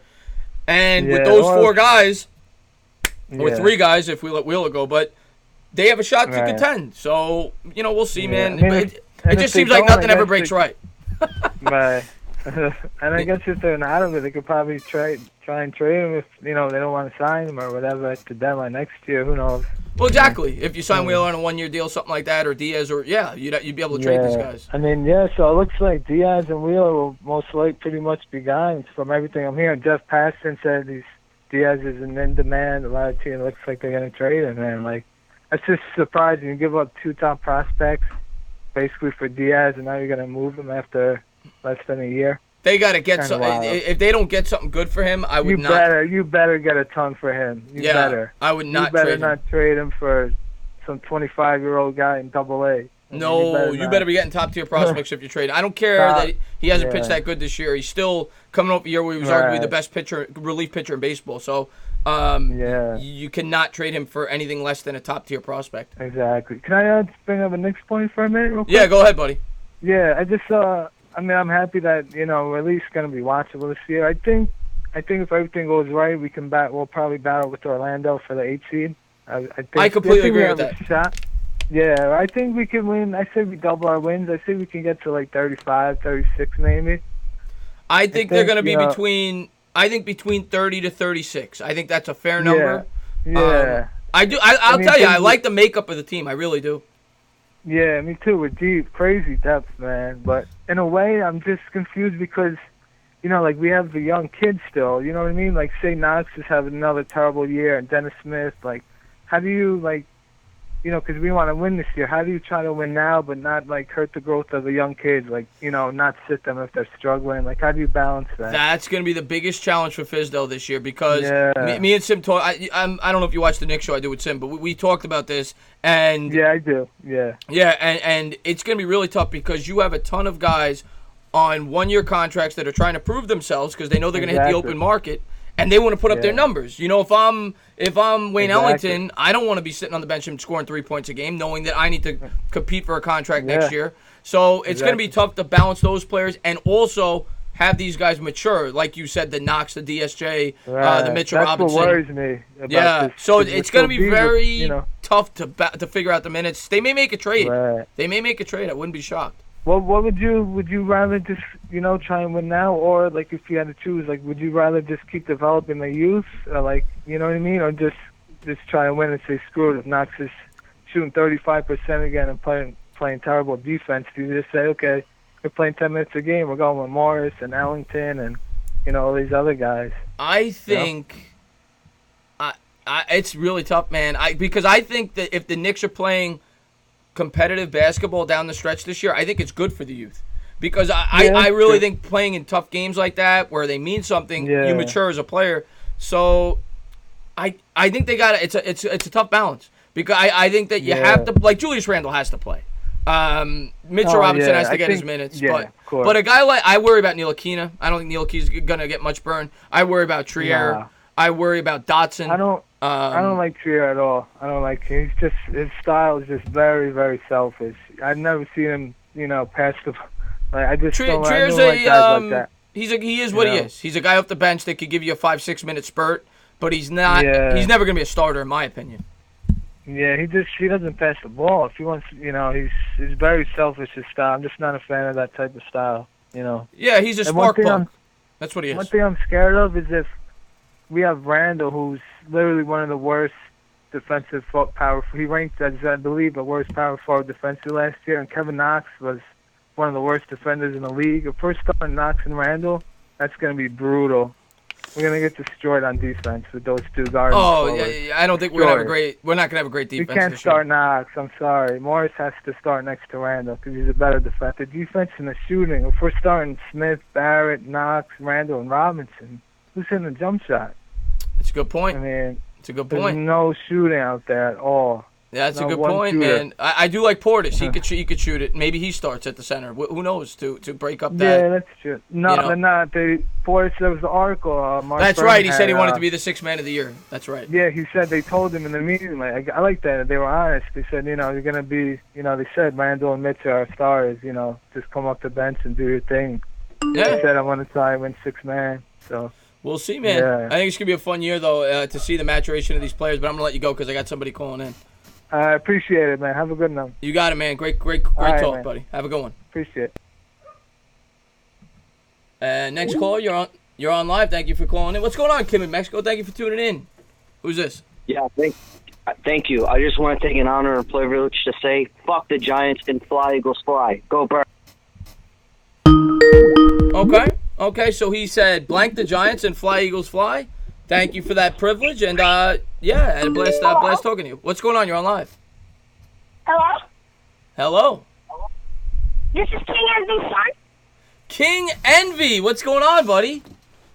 This is King Envy's son. I know. How you doing, my man? Not much. I was surprised that again. I'm like, this man's not going to answer. He's too busy taking other calls. What do you want to talk about tonight? How about training camp? All the players getting hurt. I know, especially, well, it's all been at the same position, the wide receiver position. You know? I know, but what's his face? Was it Shepard? Didn't he have like a thumb injury or something like that? Yeah, at first they thought it was going to cut into the regular season, and then they were kind of like, he should be okay before the season starts. So that was good news, at least, that he should be back before the regular season starts. Yeah. But obviously Corey Coleman's out for the year, and then we got the suspended Golden Tate. Yeah, but I was like mad because like my dad told me, he's like, all our players getting hurt at training camp, and I'm like, wow. Yeah, not a good start to the season. 'Cause that's the one thing you always want to worry about before the season starts. Stay healthy. I don't care about anything else. I don't care about winning and losing preseason games. Stay healthy.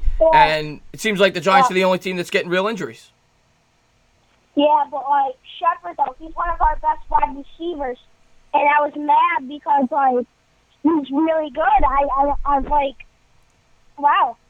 Yeah, well, Shepard's going to play an integral part in this offense this year. He's their best receiver on the team right now, and they have no chance to compete if he's not on the field. Because now that Odell Beckham's off, we have Saquon Barkley. He's one of our best running backs. Like, he's our best running back. And then we have Shepard, that's like another best. But Victor Cruz used to be one of our best too. Oh, Victor Cruz! I used to love Victor Cruz. He was great.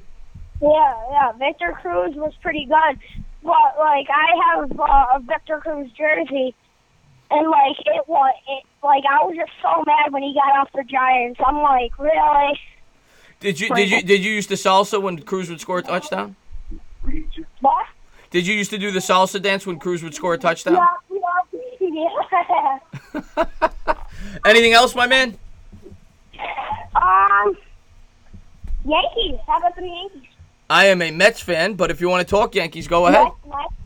Mets. I'm sorry, but I don't like the Mets. I always say it. If I go back in time, I would have probably picked the Yankees, so I didn't have to go through all this heartache. The Mets, they should get some more good players. Yeah, I think so too. You know what? Maybe you should call Wilpon and tell him that, because they definitely could use more good players. Yeah, but like when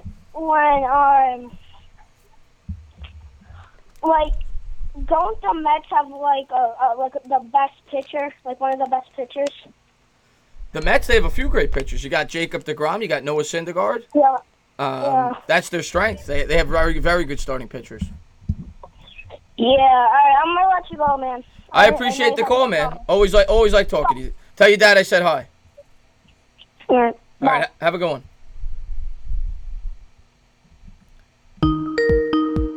And next caller, what's going on? You're online. What's going on, Isaiah? Thank you for tuning in, buddy. Is this Cushman? I'm trying to take first-time callers. Yes. Cushman, I'm gonna have you. You called in already, right? No. Oh, you didn't. You did. That's right. I saw you calling and I couldn't get to you. What's up, Cushman? What is up, Tana? What is going on? I know you probably want to talk baseball today. A little, but first off, before I talk baseball, I just want to say that Eagles prank caller, he's a jabroni, and you shouldn't listen to him. I just want to say, on a serious note, I really respect your grind. You've made like 8 videos the past 2 days. That's like insane.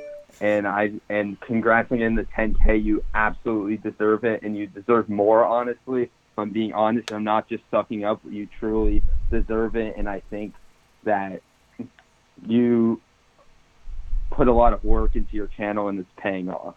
I appreciate that, Cushman. Yeah, Sundays and Mondays are the days where I film a lot of videos because those are my days off. And I try to put the work in, man, whenever I can, and I appreciate that, man. You're a great subscriber of mine. Thank you. So what's up, buddy? Nothing. So First off, I wanted to say one thing about the Jason Vargas trade.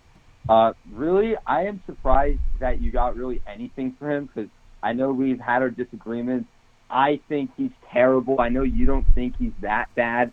I really think he's terrible. I know his ERA, which I don't think ERA is like a bad stat per se. I know his ERA is like 4, and that's not like horrible. But he had like 4 great starts, and then like that kind of like he had a stretch of like 5 like really good starts, and I feel like that skewed it a little bit. And then he kind of just like returned to like his old self. If you look at like I know you're not. I know you're not like a negative on it, but his advanced stats are really bad. And I have an interesting statistic for you. Among his average fastball velocity, among starting pitchers, what percentile do you think he rounds to? I mean, he's a junk ball pitcher. He's at the bottom. But what percentile? I don't know, 5th percentile. No, when it's higher, it's worse, right? Yeah, when it's 90. Okay, fifth percentile. 0 percentile. Well, I mean, that doesn't surprise me, but Bartolo Colon was a junk ball pitcher too with the Mets, and he pitched great.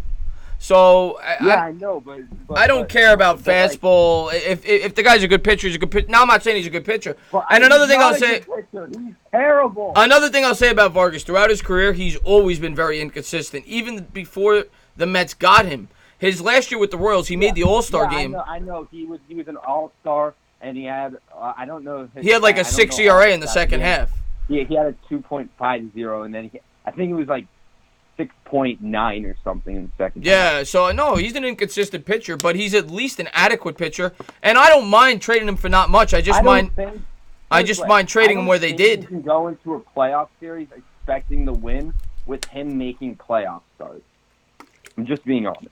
I think he's a 4-starter. That's what he is at best. Oh, no. At best. He's a bad 5-starter. He's a capable 5-starter, if that, but he's a bad 5-starter. It is what it is, man. I don't like Vargas. I'm glad he's gone. I just think they could have either gotten a little bit more or traded him to a team outside of the division. I guess. And then also, just quickly on Marcus Stroman, I know sometimes it seems like I'm hating on him, but I'm really not. I'm just trying to tamper the expectations a little. I'm just saying he's coming from Toronto, where he had a pretty good infield defense. He's a ground ball pitcher, and his like FIP, for example, which is fielding independent pitching, was quite higher than his ERA would suggest, and a lot of that had to do with a pretty solid infield defense. But he's going to the Mets that have probably the worst infield defense in the league. So I think true talent-wise, his ERA is a high 3s. As I said, I've said before, I think he's a high-end 3-starter, maybe a low-end 2-starter in my opinion. I've just seen a lot of I haven't seen you say this, but I have seen Met fans that have said, "Oh, he's an ace. Now we have 3 aces in our rotation." I really don't. I actually think you can make a legit argument that Wheeler is better than Stroman. Wheeler has better stuff than Stroman. But I think Stroman is a slightly below average 2. And I think he's a great 3. I think he's a low-end 2 and a high-end 3. So actually, we're not actually that much different on that. I might think of him as slightly lower, but I don't think it seemed like we're that off. I don't think he's going to blow you away. I think he's going to be an adequate pitcher. I also think coming to the National League, it'll help his ERA. But, yeah, the Mets infield defense obviously isn't as good as Toronto, so maybe it'll offset it. Maybe he'll be like a 3.3 ERA guy with the Mets, something like that. That's what I think. 3.3, 3.35, something like that. Yeah, and also I know it's a common theme among, and I was actually really I don't want to say impressed, but a little, because I've seen a lot of Met fans that are just like, trade Diaz, he's worthless. Trade him for the 20th best farm player on the Red Sox, who, by the way, don't have a great farm system, but he's really worth a lot more. I wouldn't trade Diaz. I wouldn't trade. I think it's stupid. I think that you never trade a player at his low point. I think you need to straight up get a haul for Diaz. Like I'm being Like you need like a top 100 prospect and then like two others that are like borderline top 100. I don't want to trade him. Period. You never trade a player when he's at his low point. And then I was gonna say, I don't mean to go sicko mode analytics on you, but all I'm gonna say is they suggest that his ERA should be a lot lower than it actually is. I probably agree with that. I wouldn't trade him. Period. End of story. I think he's still under a cost-effective contract. He's still very talented. And I mean, basically, it would be like, I mean, to equate this to something, they gave up a lot to get this guy. So it would be like buying a stock. You gave him Jared Kelenic, who a lot of people think is going to be a future star. You gave him Justin Dunn. You just traded Anthony Hay to get Stroman, and Justin Dunn was probably they're pretty comparable, but they're both lefties actually. But Justin Dunn, people said, probably had a slightly higher ceiling. And then you also took Cano's contract on top of that. Yeah, it would be like buying a stock for $30 a share and selling it for $12 a share. It would, 6 months after you bought it. I don't think in among major league teams' eyes, his value has dropped that much. But my point is, if they traded him for mediocre prospects, that's what you'd be getting. Yeah, but I still think you could get something pretty decent. Well, I don't want to trade him. I don't want to trade him. Yeah. Yeah. All right. Anyway, and then I also wanted to explain because it seemed like you were kind of getting on it. So what you were saying with the option of bringing him back for like 1 year, it changes every offseason based off like inflation and like stuff like that. But like last offseason it was 17.9, where it's a qualifying offer for, depending on the player, you could give them a qualifying offer. For last offseason, as I mentioned, it was 1 year, $17.9 million, and then if they decline it, then you get a draft pick. Re-sign, you get a draft pick. Yeah, you get it. If you don't re-sign the player, you get a draft pick. Yeah, that's what they should do. That's what they should do. If they don't trade Wheeler, that's what they should do. Well, I think if they don't plan on bringing him back at all, they can trade him. And and Wheeler, I think he's way better than what his ERA, for example, suggests. And again, a lot of the analytics tend to back that up. And I think you could get some pretty decent prospects. I know he has the injury, but it seems like it was just a very minor thing. I think you could get something pretty decent for him, if I'm being honest. All right, buddy. Yeah, I agree with you. I got to let you go, though. Thank you, Cushman, for the call in, man. I always like talking to you, my man. Have a good one. Have a good one. All right. Cushman could talk for days about analytics baseball, and it is 10:18. Waiting for the next caller. There it is. What's going on? You're on live. Thank you for calling in. Oh, what's up? This is Brennan. What's going on, my man?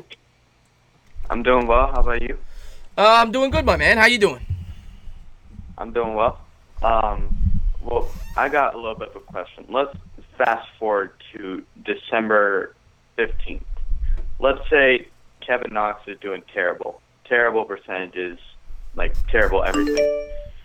Would you be open to trading him for maybe Bradley Beal? Kevin Knox for Bradley Beal? Yeah. I would be. If he was not doing that well, yeah. In a second. Yeah. Straight up? No.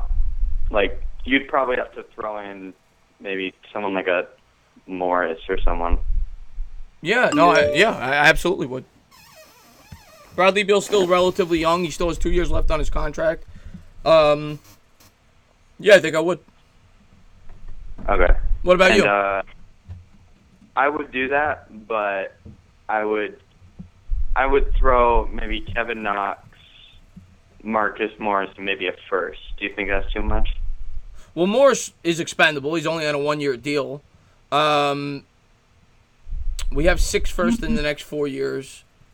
I would entertain the trade, but the thing is, I don't mind the Knicks just standing pat, not making any trades, because I don't mind building through the draft and just continuing to get young and save up that money to sign a guy rather than having to make trades and give up the assets. So I wouldn't mind if they don't trade for anybody. What about you reverse the roles and say RJ Barrett is doing terrible? Did you trade him? I'm not trading Barrett. Why not? I think Barrett's ceiling is way higher than Knox's, in my opinion. I I know he's got to work on his jump shot, but he's still only 19 years old. I expect him to struggle a little bit, obviously, his rookie year. So I don't want to trade Barrett almost under any circumstance. Yeah, and one more. Mitchell Robinson going into his second season, he's going to be great, okay? What do you think his stat line is going to be around? Mitchell Robinson, the only thing you worry about with him is foul trouble. But yeah, I'll go 11 points, 8 rebounds, 3 blocks. I'd say 12, 10, and I'll say 4, honestly. Well, I hope you're right. I hope you're right. I wouldn't be that surprised if he'd win Defensive Player of the Year. I mean, he's got to get the only thing I worry about with that is he's got to get the minutes because you got a lot of depth on this roster, and he's got to remain out of foul trouble, which he's shown he could struggle. Well, with he's got to compete with guys like Gobert and Leonard and people like that. 100%. But yeah, I don't expect him to win Defensive Player of the Year. Especially, they tend to give that award to players that are on better teams usually too. Yeah. But I think he could have a great year. I love Mitchell Robinson. I think he's better than Knox, to be honest. Yeah. So I'll let you go. I know you got a lot of calls, and congrats on 10K, by the way. That's awesome, man. I really appreciate that, man. Thank you for being a great subscriber. Thank you for the call. Thank you. Peace. All right, have a good one. There's Noah in the chat. What's going on, Noah? What's going on? You're on live. Thank you for calling in. Oh, my God, white chocolate. Isaiah's in the house. What's going on, my man? Oh, my God. White chocolate, can I tell you something? You helped me out last night, white chocolate. Okay, I always like helping you out. How did I help you out?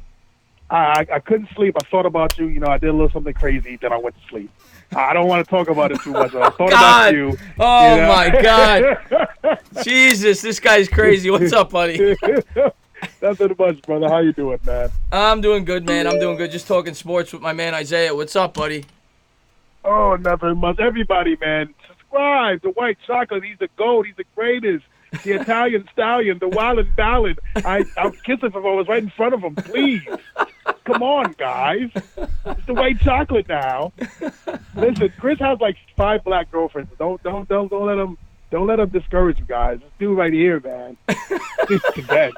And I'm one of them. Jesus.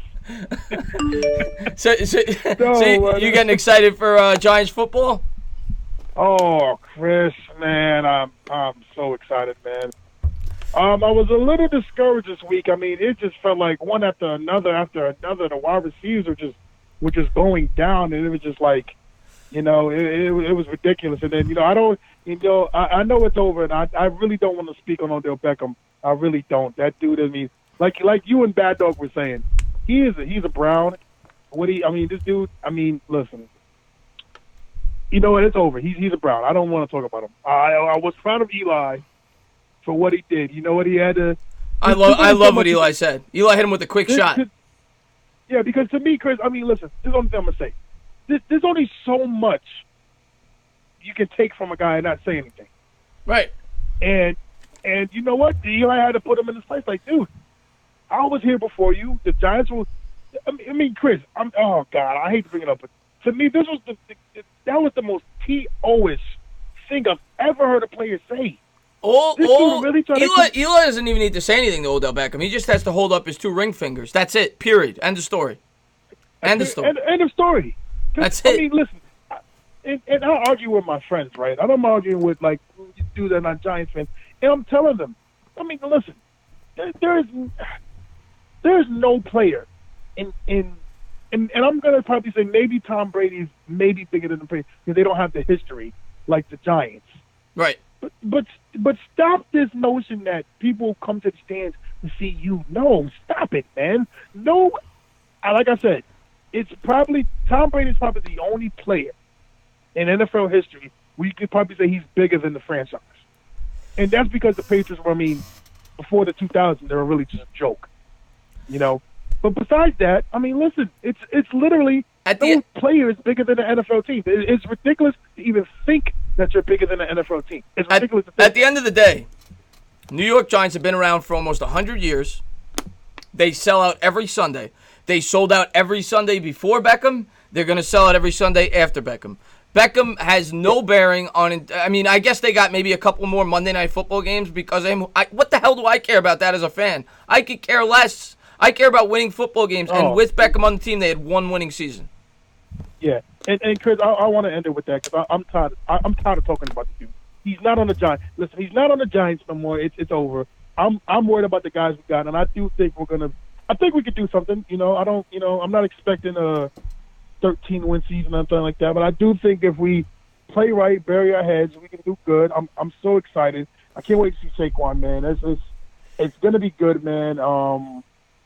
Like I said, I'm real excited. I really think we're gonna make some noise, man. Because I think our division's up for grabs, man. I mean, I hate to say it, I do think the Cowboys are probably going to win the division because right now they got the best team on paper. But let's see. I mean, my thing is if Zeke doesn't play, then I'm not worried about the Cowboys. Oh, if Zeke don't play, it's a completely different ballgame. But yeah, I think he'll play. But you never know in football. That's the beauty of it. You never know. I'm not going in with high expectations, but let's see what happens. Like you said, you never know. And thank you for the super chat, City for Real. Elf of Wall Street, take it over. You heard it first. You heard about that nickname, Elfrid Payton, the Elf of Wall Street. What do you think? But I know it's not that much Nick news going on right now. I know everything's getting settled with that. I know U.S. FIBA basketball is about to start, so that's good. But you know what, man? I'm really just on football right now. I'm so excited. You know if Hard Knocks started yet? Did it start yet? I think Hard Knocks starts in like 2 weeks, if I'm not mistaken. Maybe 1 week. That's going to be fun to watch this year with the Raiders. Oh, God, with Jake Gruden and Antonio Brown. Can't wait for it, man. But I'm so pumped for it. I'm thinking, I'm really expecting maybe 8-8, 9-7. Yeah, I think between 6 and 8 wins, maybe 9, if things break right. I'm trying to be realistic. Yeah, no, of course it got to be realistic because hopefully I'm really hoping that Golden Tate can beat the suspension, and then good news that what's his name wasn't serious. I was really disappointed in the Coleman, man, because I like Coleman, man. He had some big plays for us last year, man. I thought he was going to be really good, man. I thought him and Golden Tate would be very good together, but I thought Coleman had a lot of potential this year. But, unfortunately, it's the next man up. And, at least Darius Slayton, I think, has potential if he could ever get on the field. He's been banged up all training camp. But, that's the beauty, though, of Eli, Chris, that I always really liked. I've always had this feeling, and I'm not just saying that he's not on the team. When Eli played with Odell, it just felt forced. It felt like it wasn't in the rhythm sometimes, and you got to get Odell by the ball. Got to get Odell. Don't get me wrong, he's a great receiver, but you got to get Odell by the ball. When I've seen Eli play without Odell, I feel like he's much more relaxed. There's not more pressure on him to get the ball to Odell. He spreads the ball around. Right. Listen, if you watch football, there is a reason why Evan Ingram plays better when Odell Beckham isn't on the field. Oh, it's night and day in terms of Ingram's production. And then another guy I'll bring up, and I loved him. He helped us win a Super Bowl. But you really saw Eli's, in terms of his production, take off after they got rid of Burris, actually, believe it or not. Because Burris, he always used him as that safety valve. Kind of like an Odell Beckham. Yeah. When he was younger in his career, he would always throw it up to Beckham. And once he lost, not Beckham, rather, Plaxico Burress. And once he lost Burress, you really saw Eli progress as a quarterback because, like you said, he spread the ball around. To this day, Chris, I will always defend Eli and say he can make a no-name tight end look like a superstar. That's one thing I always loved about Eli. He can make no-name tight end a superstar. You seen it with Kevin Boss. You seen it with what's my man? Jake Ballard. Jake Ballard. Yeah, Jake Ballard. He had what was the other dude? It was the Bennett brother. He had the Bennett Marcus Bennett. Martellus Bennett. Martellus. He had what's that other dude that caught them 3 touchdowns? Yeah. I know who you're talking about. I can't remember his name off the top of my head. I know exactly who you're talking about. But yeah, man. I mean, listen. I do believe that when Eli doesn't have to go to a certain type of player, he plays better. He plays more relaxed. And then people don't forget, man, Saquon. This kid, I'm not even joking. He might go 1,000. It's possible. I don't know if it'll happen. He could. I mean, there's only been 2 running backs to ever do it, and if there is a running back capable of doing it, it's certainly him. Yeah, because didn't he have 700 yards? He had about, I think he had about 13 and change on the ground and about 7 and change in the air. Yeah. Yeah. But Chris, I'm not gonna. I know other people want to call in. Listen, love you, buddy. I'm so happy for you on your new move to Texas and everything.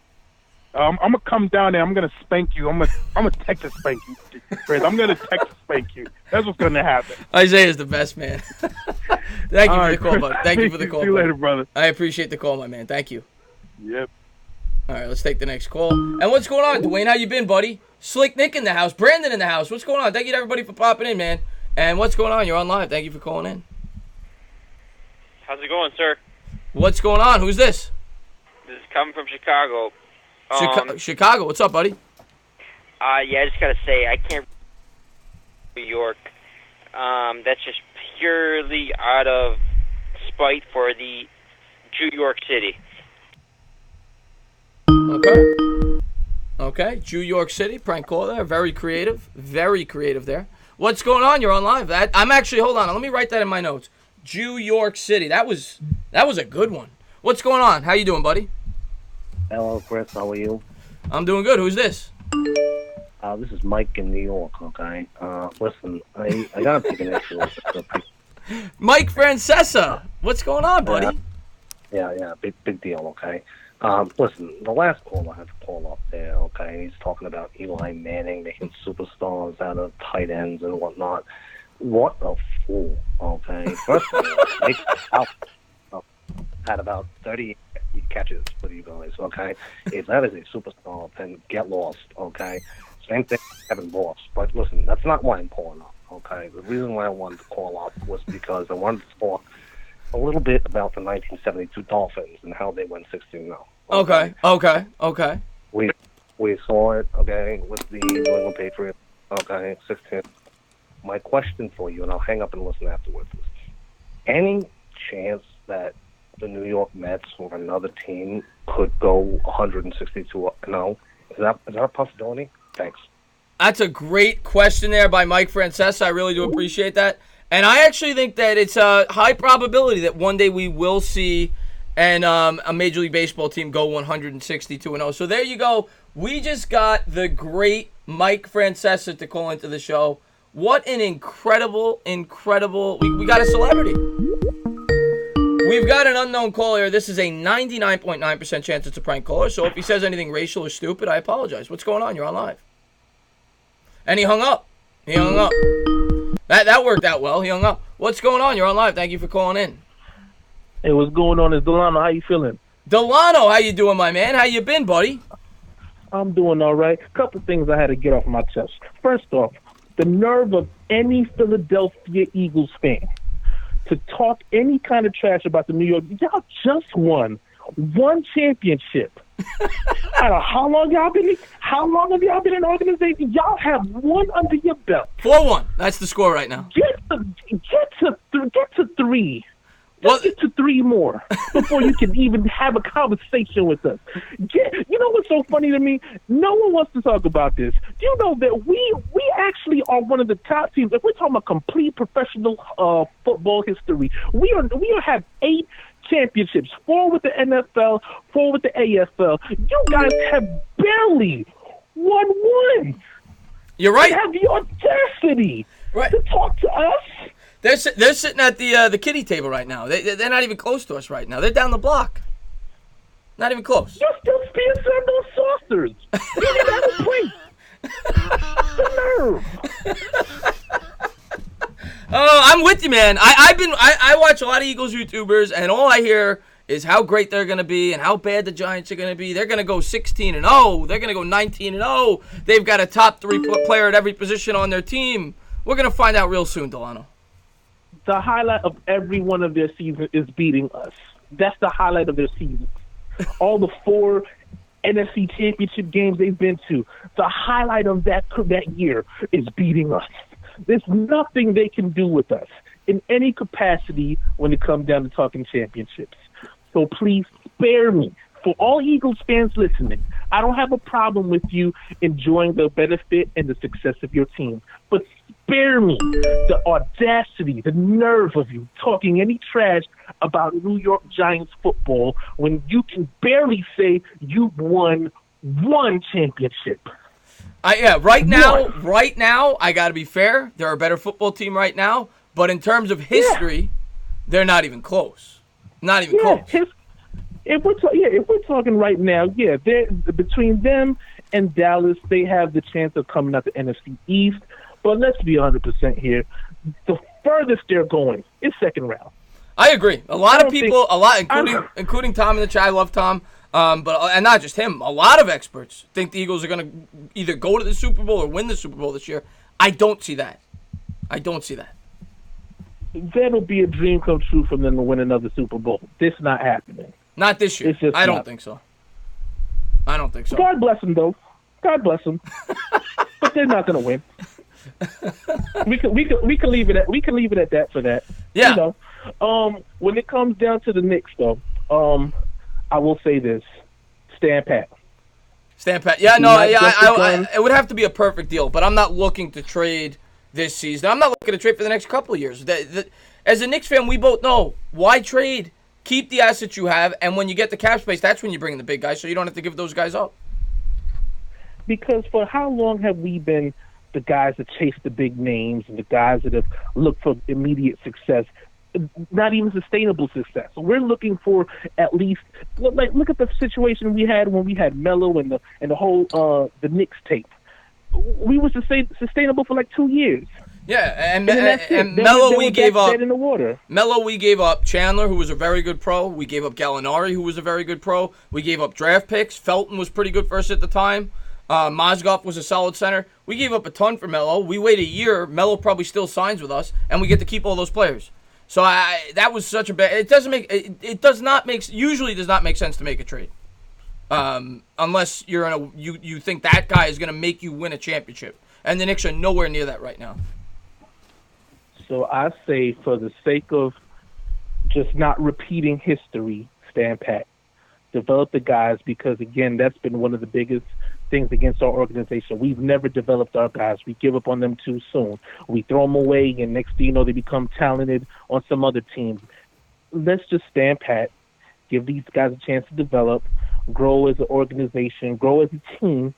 You know what I mean? For all you know, Barrett and Knox could be the next tandem that can help us to be sustainable and success in the years to come. We can't just keep saying, okay, we'll give up on this guy if he doesn't produce this season or the next season. And we have to be able to sustain these guys. Frank Ntilikina, for all we know, it's just maybe one more year of development and blossoming to become, at least a sustainable player. At least a role player. I think he could be a role player. I haven't given up on that yet. I've given up on him being a really good starting point guard, but I think he could be a role player. I definitely have not given up on that. Yeah, I mean, that's just my opinion. I mean, at the end of the day, we don't know. First off, we don't even know what position he really is. He's still growing. So, I think he's at 6'6", 6'7" now. So, he might be more suited to play small forward. You know what I'm saying? He might be a small forward that's able to play make. Almost kind of like what Iguodala was, in his years in Philly. Don't forget, Iguodala wasn't a great shooter. He just knew how to use the intangibles around him. His athleticism, playmaking abilities were so underrated. But, again, Iguodala was an all-star for that team. Iguodala was really good. I think maybe a Marcus Smart. And I'd be completely fine with that. Marcus Smart's really valuable player for the Celtics. Obviously, you were hoping for more than that where they took him, but I would be completely fine with getting a role guy off the bench that's a pit bull. Actually, Smart started, I think, this year for the Celtics, and he actually really upped his efficiency this year. I think he shot like 42%. He usually shoots like 37%. But I would be completely fine if he's a defensive specialist that plays 20 minutes a game, and that's his future in the NBA. Because, I could see that. I don't think he's ever going to be like a starting point guard, though. That I will say. I don't think he's ever going to have that offensive game or that confidence. But he still is young. He definitely still could develop. Yeah, and I just don't want to give up on anybody and then turn into something that again, like I said, leads to our success going over the years, as opposed to just maybe 1 or 2 years of success, and then we're just kind of back to drawing board. And, you know, after a while, you just kind of get tired of that. It gets frustrating, you know. But on top of that, also, well, I guess you did already talk about the Stroman deal. But it just doesn't it feel good, at least, you know, to have another New Yorker coming back home and, again, you know, just being a part of the organization that's, you know, again, because I'm still having a hard time with same Citi Field over Shea Stadium. I feel like it's just new Shea Stadium. That's what I feel. He's a Long Island kid too. Shea Stadium 2.0. Well, it's literally on the same ground. And I'm happy. Yeah, nice Long Island kid coming back, and I think it's gonna be a really good fit for the Mets. I really do. I think Stroman's gonna pitch well here. And I think it was a good move. I think Brody showed some guts here because he's kind of, I don't know what he's doing. Well, I do know what he's doing. I think he brought in a guy that he thinks could also help for next year on a cost-effective contract. And he didn't really give up much. He gave up 2 pretty good prospects, but neither one of them is going to break the bank. And if they trade a Syndergaard or trade Wheeler, they have his replacement now on the roster. The God of Thunder is going nowhere. Let's just be 100% here. Thor is going nowhere. No, they're not trading him. For all the conversation of him being on the trading, I have yet to see any movement with that. That's just talk. They're not trading him. They might trade Wheeler. I think there's a good chance they trade Wheeler, but they're not trading Syndergaard. No, not at all. I'd be shocked. But I appreciate you taking my call, and you know, again, great show. Love the content as always. Shout out to Bad Dog and you know, the chat, you know, everybody in the chat. Much love to y'all. You know, be safe wherever you are in the world, and hope everybody has a good night. I appreciate the call, Donna. You're a great subscriber of mine, baby. I really do appreciate the call. Thank you. Have a good one. All right, my man. And I think we're going to have a celebrity caller here. I think we got our first celebrity caller of the night. Looks like we got Who's Mark. Hello. Mark, what's going on, my man? How you been? Hello, darling. How you doing, my man? I'm all right. I heard some news that you're moving. Well, yes, but I don't know if it's going to be the exact date that I thought, but yes, at some point, yes. Where's this destination you see yourself moving to? I'm moving to Texas.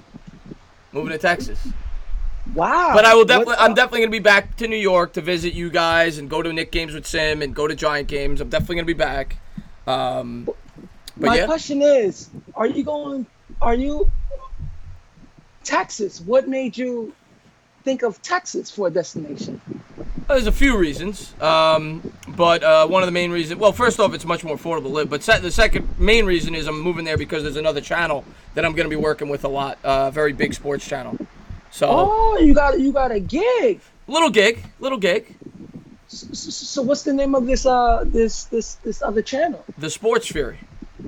Oh, I think I've seen that. Yeah. Okay. But I'm still gonna be working with Sim all the time, working with Bad Dog. I'm still gonna have my channel. Well, congratulations on that. Yeah. Well, I kind of went down a rabbit hole today, and I am highly not feeling right. Kind of upset. I think I'm going to be upset for the next couple of years with my team. You're talking about the Knicks? Yeah, because I just realized something. Yeah. What we did, that's probably the worst thing we could have ever done for our team. In reference to what? In reference of just talent and what he brings to the table. And I'm just tired of people telling me, "Oh, Mark, you need to forget Porzingis. you need to forget that he's not here." Listen, bro, that rabbit hole I went through, I can't believe it. We gave up a 7-3 jump shooter.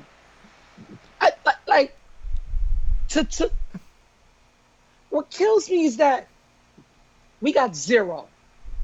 Like when people talk about, "Oh, we did a good job in free agency." No, our goal wasn't to do that. Well, no, I from your perspective, I completely get it because Well, let's be fair first off. Let's be fair to the Knicks. There's no fair. No. Hear me out.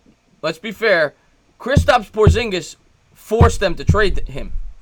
If you keep believing that, then you're also a helpless sap. So you don't think that Porzingis wanted out? No. I'm gonna tell you why. That $158 million deal that he got from Dallas without even flinching, guys that comes off their rookie deal, never ever not take their second deal whatsoever, especially for a player that is so-called injured. He's the first player in NBA history to ever not take that extension. Well, I think he would have taken the extension, but I think he went to the Knicks and said, I want out. No, I'm gonna tell you what he did.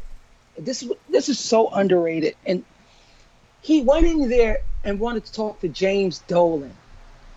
The guys in the office didn't want him to get in contact with James Dolan. The fact that he found out he was getting traded, he found out earlier than expected, than what we thought. He found out he was getting traded. They didn't necessarily believe in him to give him that money, because basically it was like the Kawhi situation. Don't mess with the kid's money. That's what it was. And for us fans to even believe whatever the Knicks tells us, y'all have to be somewhat retarded. What gives them the right for us to believe in them? Well, as fans. No. Well, no, you have a point. I mean, they haven't been, but it is a new regime. I know it's not a new owner, but it's a new general manager, right? New team president.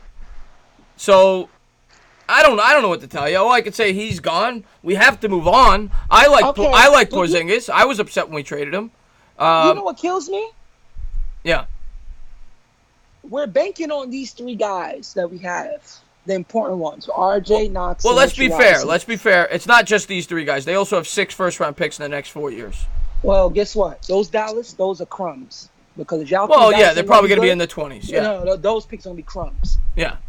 And what bothers me is that when you look at free agency, when people talk about the 2021, don't even think that we're getting anybody out there, anybody significant. Because there's only one person out of there that's going to change my mind and change my whole outspec on not giving up Porzingis. Is Giannis. Yeah. Who's the other name? I don't even know other than him. The big guy. Bro, the last one, the second to best one in that pool, to me was Ben Simmons, but he's done. He signed an extension. Yeah, he signed the extension. The only ones that's coming out is Paul George and Kawhi Leonard. They ain't going nowhere. They went home. Plus, they'll be older. They'll be older at that point too. And the only young one that's coming out there that's going to take you somewhere is Giannis. And what people don't understand, that this free agency was so important. It was the most vitalist free agency of all time. Because this was the best free agency of all time. Well, I looked it up. I mean, as Knicks fans at this point, you have to hope that those guys are good. You have to hope that Barrett's really good. You have to hope that Knox and Mitch turn out to be really good. Now, that's what bothers me, because I'm in between the crossroads. Yeah, I have faith in about 2 of them. Knox is another story. But 2 of them I have faith in. Mm-hmm. But to have a player that we gave up, and he was showing you how impactful he was becoming. Because I go back, right, and I was looking at those 43 games. We was 4 games over 500. Right. And for a guy in his 3rd year, Christopher. Listen, man, you don't got to convince me, man. We've talked about this before. Christopher. The first half of that season, he was in the top 3 for the MVP award. We've talked about it before. He was great. Christopher. And people talk about, the month that he had in December. Of course, because guess what? Those 2 first months, he came out and showed the fans that he can do this. But then teams started to look at him and say, okay, this is a guy we have to worry about. So it's just like the Stephen Curry theory. if Stephen Curry's the only offensive player on the floor, what are teams going to do to him? They're going to double and triple team him.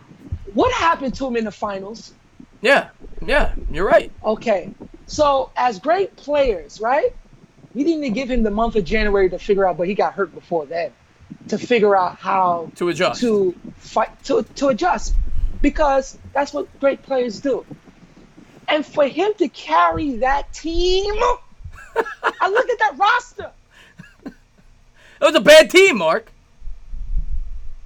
I think I lost. Did I lose you, Mark? You still there? No, I'm here. I'm here. Okay. I'm here. I look at that roster. For what he was doing was good enough in my eyes, because that showed me, okay, if you paired another somewhat great player near him, then we have something bubbling. Yeah, but I agree with you, Mark. Unfortunately, he's no longer here. But hear this. He's no longer here. Hear this. We are in the same situation, right? When you look at players and just roster, just from the money and that and everything. The Noah deal, we didn't have to really get rid of that deal. That could have came off this year. The only one that would have been on the books would have been the Tim Hardaway contract. And they would have been able to trade it this year as an expiring contract. Yes. But think about it. We could have had Porzingis, Mitchell Robinson, R.J. Barrett, Kevin Knox, Dennis Smith. Not Dennis Smith. I'm not even thinking about him. Frank Ntilikina. And Elfrid Payton. They would have been able to sign And Elfrid Payton. Yeah. But we would have a somewhat proven guy that scored 20 points, damn near 4 blocks a game, a willing defender, an all-star at that, I've got to mention, to go through the future. And he was in our young player timeline. Listen, man, you saw how upset I was when they traded Porzingis. I loved him just as much as you did. At this point, we can't do anything but hope that it works out in the future. I think you need to see therapy, Mark. No, because when people say we should stand pat, we should have stand pat with Kristaps. We didn't even give him a chance to come back after a year and a half of injury to at least show he has somewhat of a ceiling still. We just got rid of him for salary dump. That's what it was. Yeah. That's what it was. Well, they got 2 late first-round picks, and they got salary cap space. And the salary cap space would have been, if now that they missed out on this year's free agency, they would have had that cap space regardless. I get your point. Here's the mystery box. But here's the thing, Mark, and I think you got to be fair in here. Here's the thing. I don't want to be fair. We gave up a future talented player. If Porzingis does go down and he's never that healthy player, well, then the Knicks made the right decision. Not signing him to a long-term contract. It's just like this. Would Golden State be an idiot if they had given him Curry 5-6 years ago?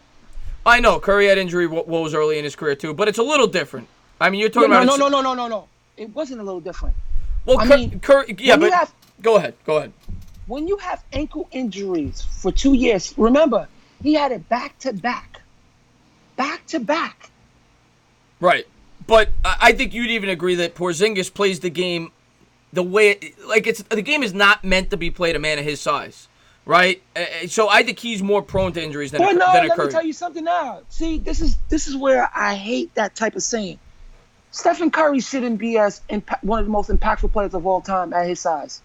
Well, no, he's not. But I think the way Porzingis plays is more conducive to injuries than the way Steph Curry plays. Well, I don't think when he goes to Dallas, I don't think he's going to play reckless abandonment like he kind of played with the Knicks. When I look back, he kind of was like playing kind of reckless. Right. So, but it showed a kind of toughness towards him. I loved him. I'm really, really gonna, because he's healthy this year, and I'm happy for him that he's in a good spot. But god damn, when I went into that rabbit hole. Mark is the best. 7-3 and heck, shoot the ball. Mark is the best. You couldn't find a player like that. And it just hurts me because now everybody's talking about development. I don't want to hear that development crap. I don't want to hear it. I know. You want results. I want results. I get it. And Max Kellerman is right. Everybody talking about Max Kellerman is coming down on Knicks. He has every right because I feel his pain because I can't wait till Porzingis come back. I get what you're saying, Mark, but at this point, what else can we do as Knicks fans? You have to. You have to hope the plan works out.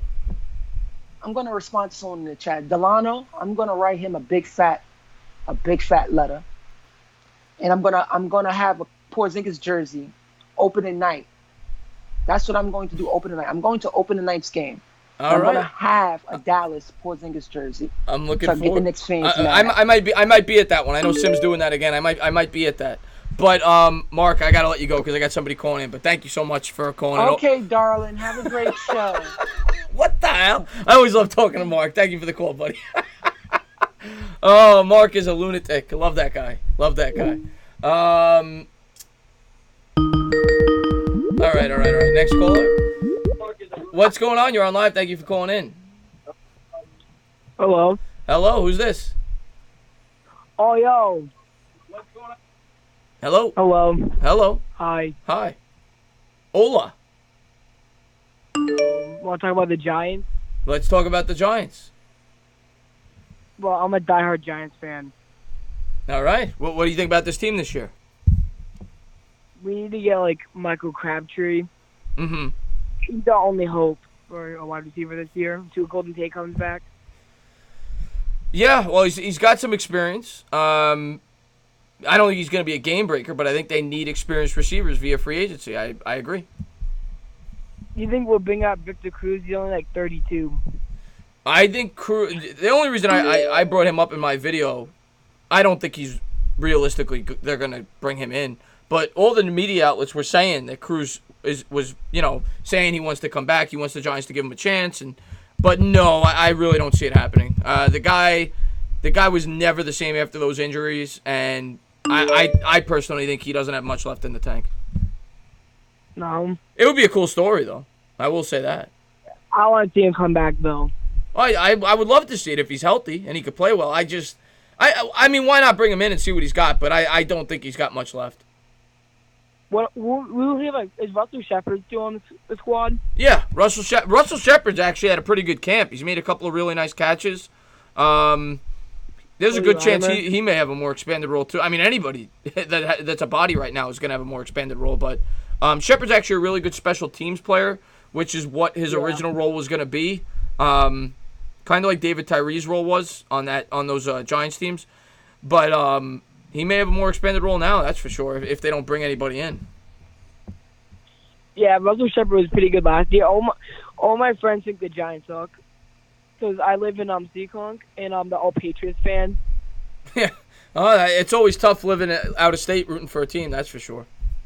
Yeah, because I used to live in New York. Okay. All right. That's, well.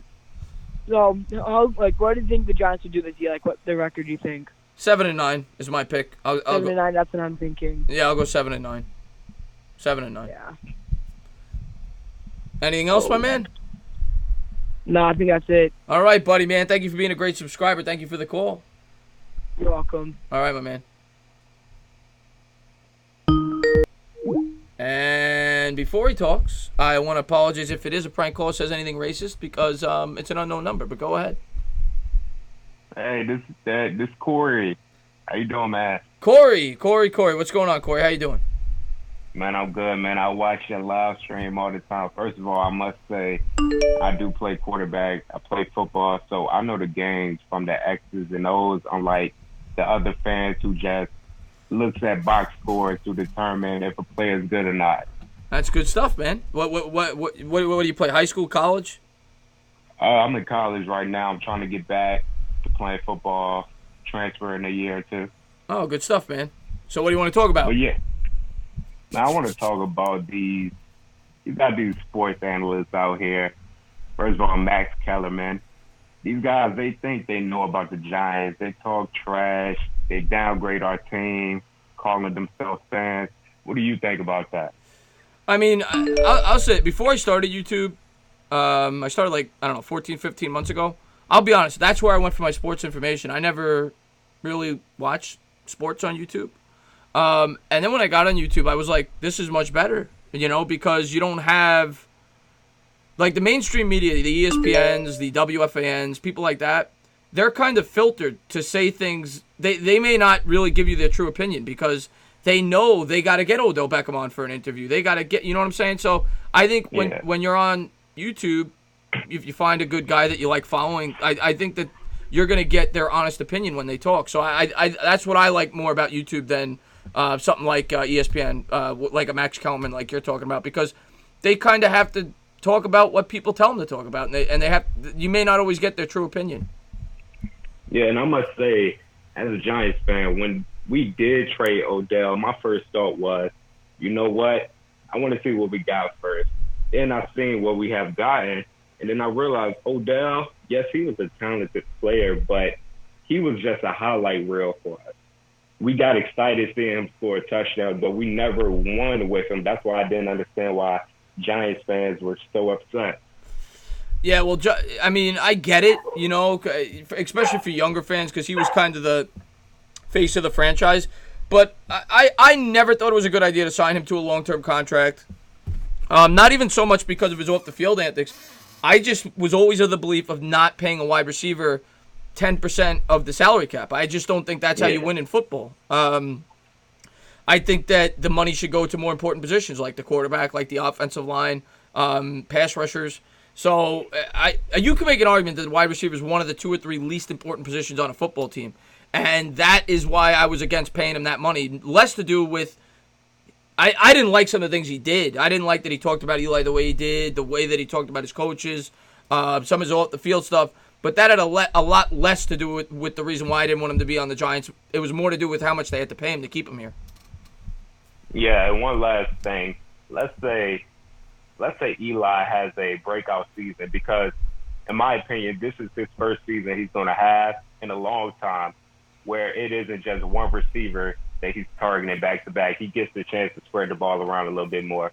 So let's say he does have a good year, and we break him back for next year. What happens with Daniel Jones then? If Eli continues to perform like he's good enough to continue to be a starter for this team? The only way Eli's back next year, in my opinion, cause first off, it's Eli's last year, right? It's his last year on the contract. He'd have to sign a new contract. Yeah. Daniel Jones is on a rookie deal, so it's obviously more beneficial to have him at quarterback because you can build the team better, paying a quarterback $6 million a year as opposed to a guy you're going to have to pay $25 or whatever Eli would command. The only way Eli Manning's back is the starter next year, in my opinion. The Giants would absolutely have to make the playoffs. He'd have to play really good, and they'd probably have to at least make the second round of the playoffs. And he'd have to play really well. If that doesn't happen, Daniel Jones, in my opinion, is the quarterback next year for sure to start the season. I got you, man. Thank you for answering the call, man. And I look forward to hearing more. I appreciate the call, man. Thank you for being a great subscriber. Yes. Have a good one. Eli will break out being a Giant this year. I hope so, Tom. I love Eli, man. I would love to see him go out on top and have a great year. What's going on? You're on live. Thank you for calling in. I would love to see him go out on top. Hello? Hello? Hello? Stage fright. And we got another caller. And I think we got Chris Sinor. Well. If it isn't Chris Sinor, how you doing? You almost forgot to say, well, you freaking schmuck.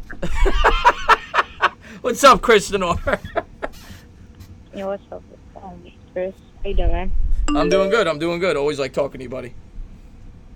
Yeah, just, enjoying the California weather over here, while we can, because winter's about to come in probably like 2-3 months now, so, and, I gotta soak it in right now, but, New York Giants, I think, I don't know who it was, but somehow ESPN, they recapped it so perfectly, in my opinion. They came in really confident that they're going to do something off season, and like in typical Giants fashion, it comes crashed down. I mean, well, you can't, that's not true for most parts, because 2012 or whatever, or 2007, you guys won Super Bowls and everything with a 9-7 record, but this year I think was really probably I've seen the Giants play for a long time. This year was probably one of the most disappointing seasons I've seen them kind of like start off the season because you're losing two of your best wide receivers or you know, they were going to start either way. I think Corey Coleman could have played the second wide receiver and Tate could go third. But then you also got Sterling Shepard. You know, he's not going to be out the whole entire season.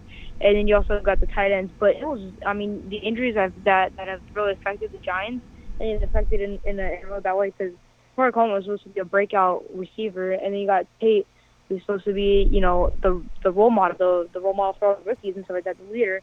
And now you don't have him anymore. It was like 4-week suspension for the season, or was it? Yeah, Tate's going to be out 4 weeks rather. Shepard should be back by week 1, and Coleman's out for the year with an ACL injury. They've definitely had a ton of injuries. I'm still not going to lose hope for this season. I'm still going to go into it optimistically, and hope they could get some guys off free agency, build this wide receiving core. And I know that this team is not built around throwing the football. They weren't to start the offseason. Yeah. They're still not. I know that they're going to be a run-first team. And at the end of the day, if the offensive line does their job and Barkley has holes to run through, it's going to help the passing game, regardless of who's at wide receiver. But obviously, it would help to have a guy like a Golden Tate, who you were banking on to be one of the, your most important players in this year's offense. I think Corey Coleman's injury is they could overcome that fairly easily. I liked Coleman, but I think a guy like Slayton could step in. Coleman didn't really have much of an impact as a wide receiver with this team. It was more in the special teams last year, which is what Jabril Peppers is going to assume that role. So I'm not too concerned with that one. Tate being out for 4 weeks with the suspension really hurts the offense. So they're going to have to find a guy that could step in and fill that role in free agency, in my opinion. I don't trust Slayton with that role yet. Now, how do you, since he's out for the 4 weeks, beginning of the season, many quarterbacks start off good. Phil Rivers start off good in the beginning of the season.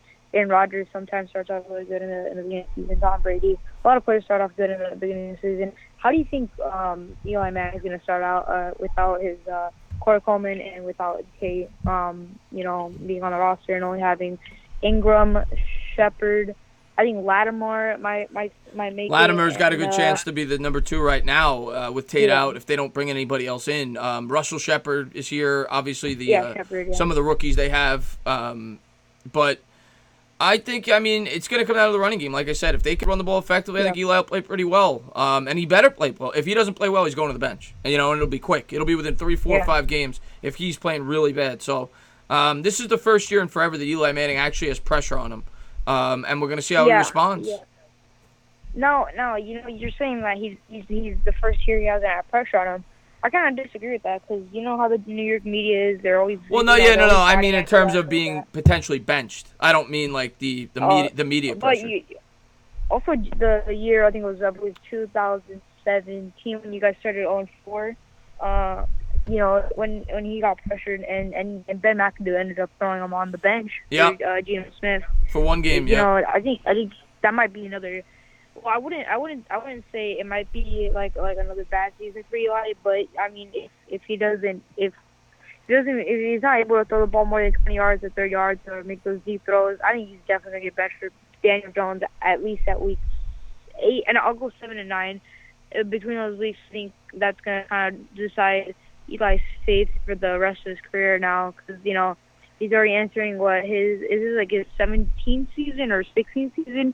I think he's kind of over if Shepard doesn't come out and kind of like recover from the injury, from the thumb injury, then I think Eli's kind of screwed now because you don't have anybody else to throw to besides you can utilize Saquon Barkley as a pass catching up back and outside of Ingram. I think Ingram hasn't been talked about that much. I think Ingram's a really good player that's still going to handle most of the receiving yards for tight end position.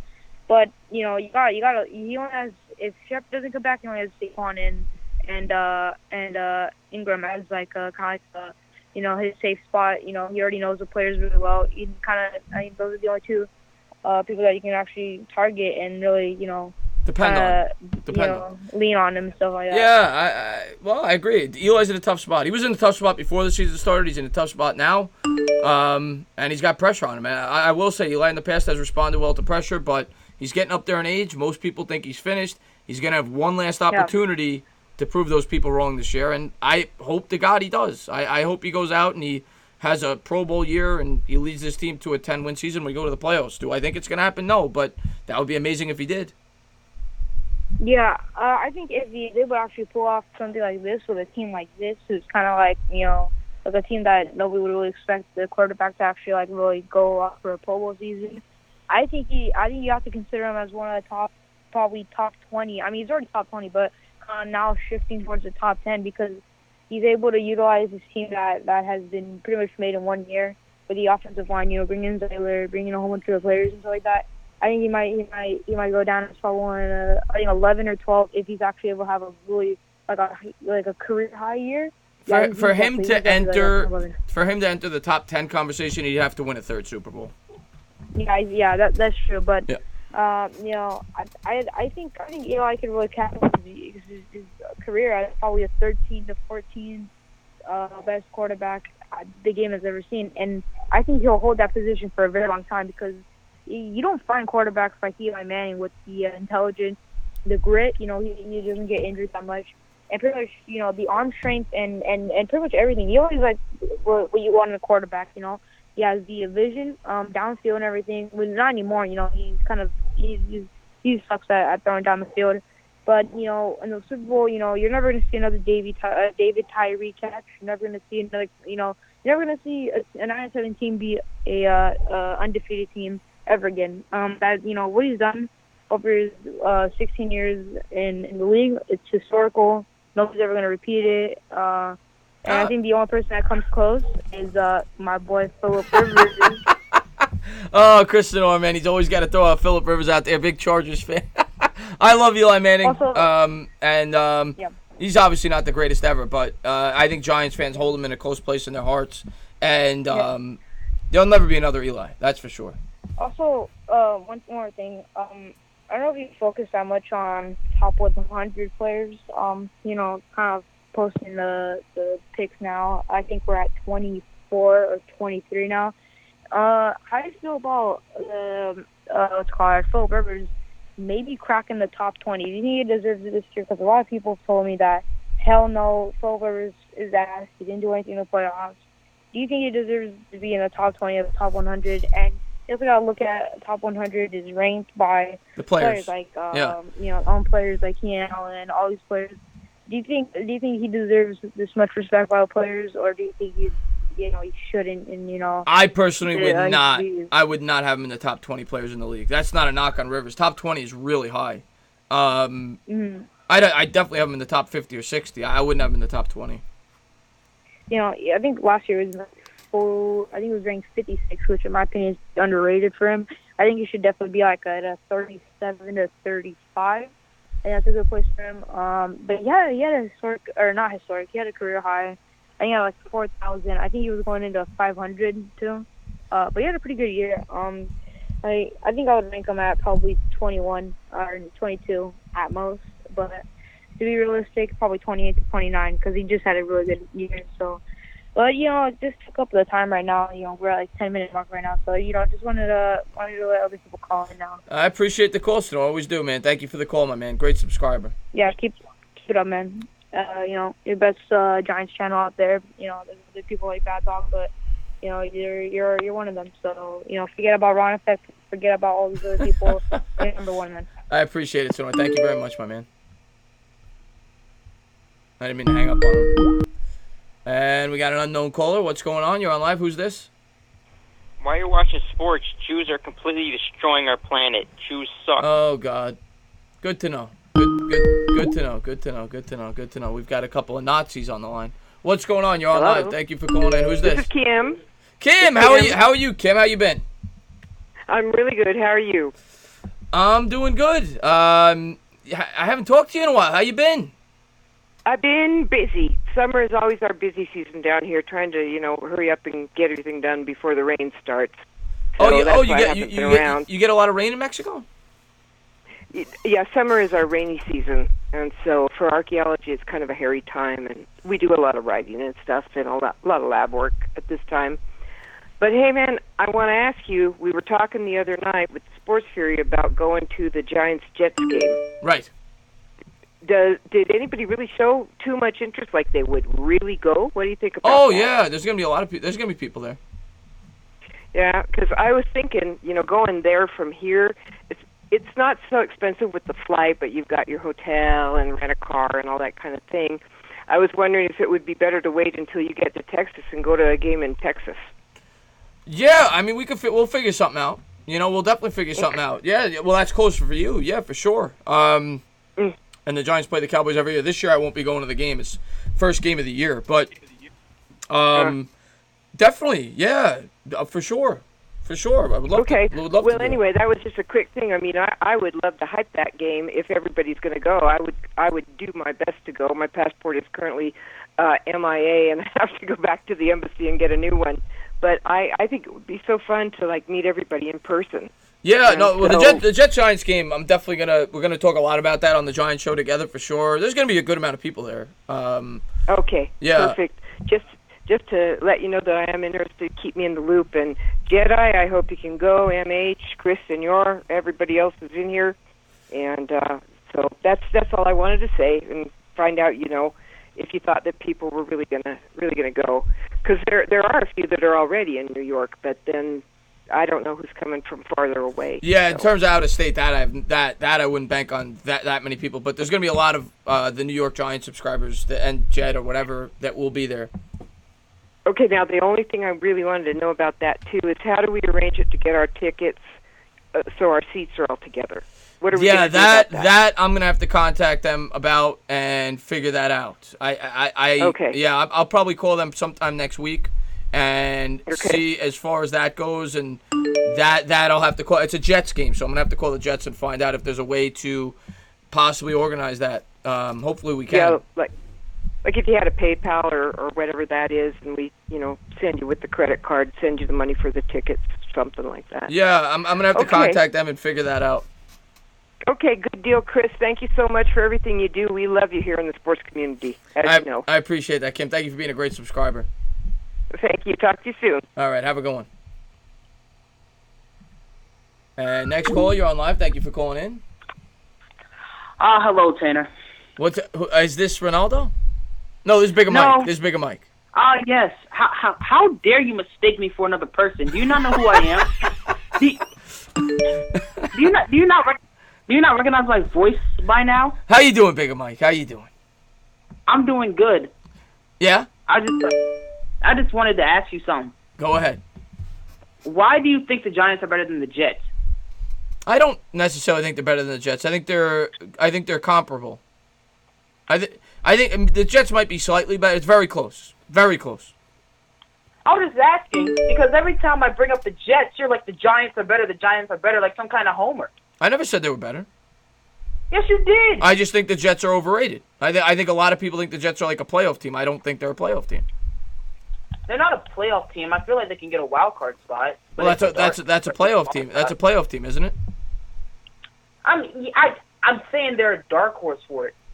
I think the Jets are an 8-win team. I think the Jets are an 8-win team. I think the Giants are a 7-win team. Interesting. Well, since you completely ruined my calling plan, I'll just hang up and somebody else calling. Bigger Mike, man. Is that it?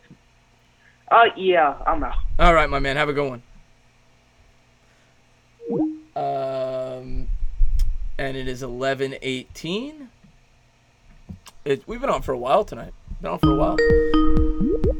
And what's going on? You're on live. Thank you for calling in.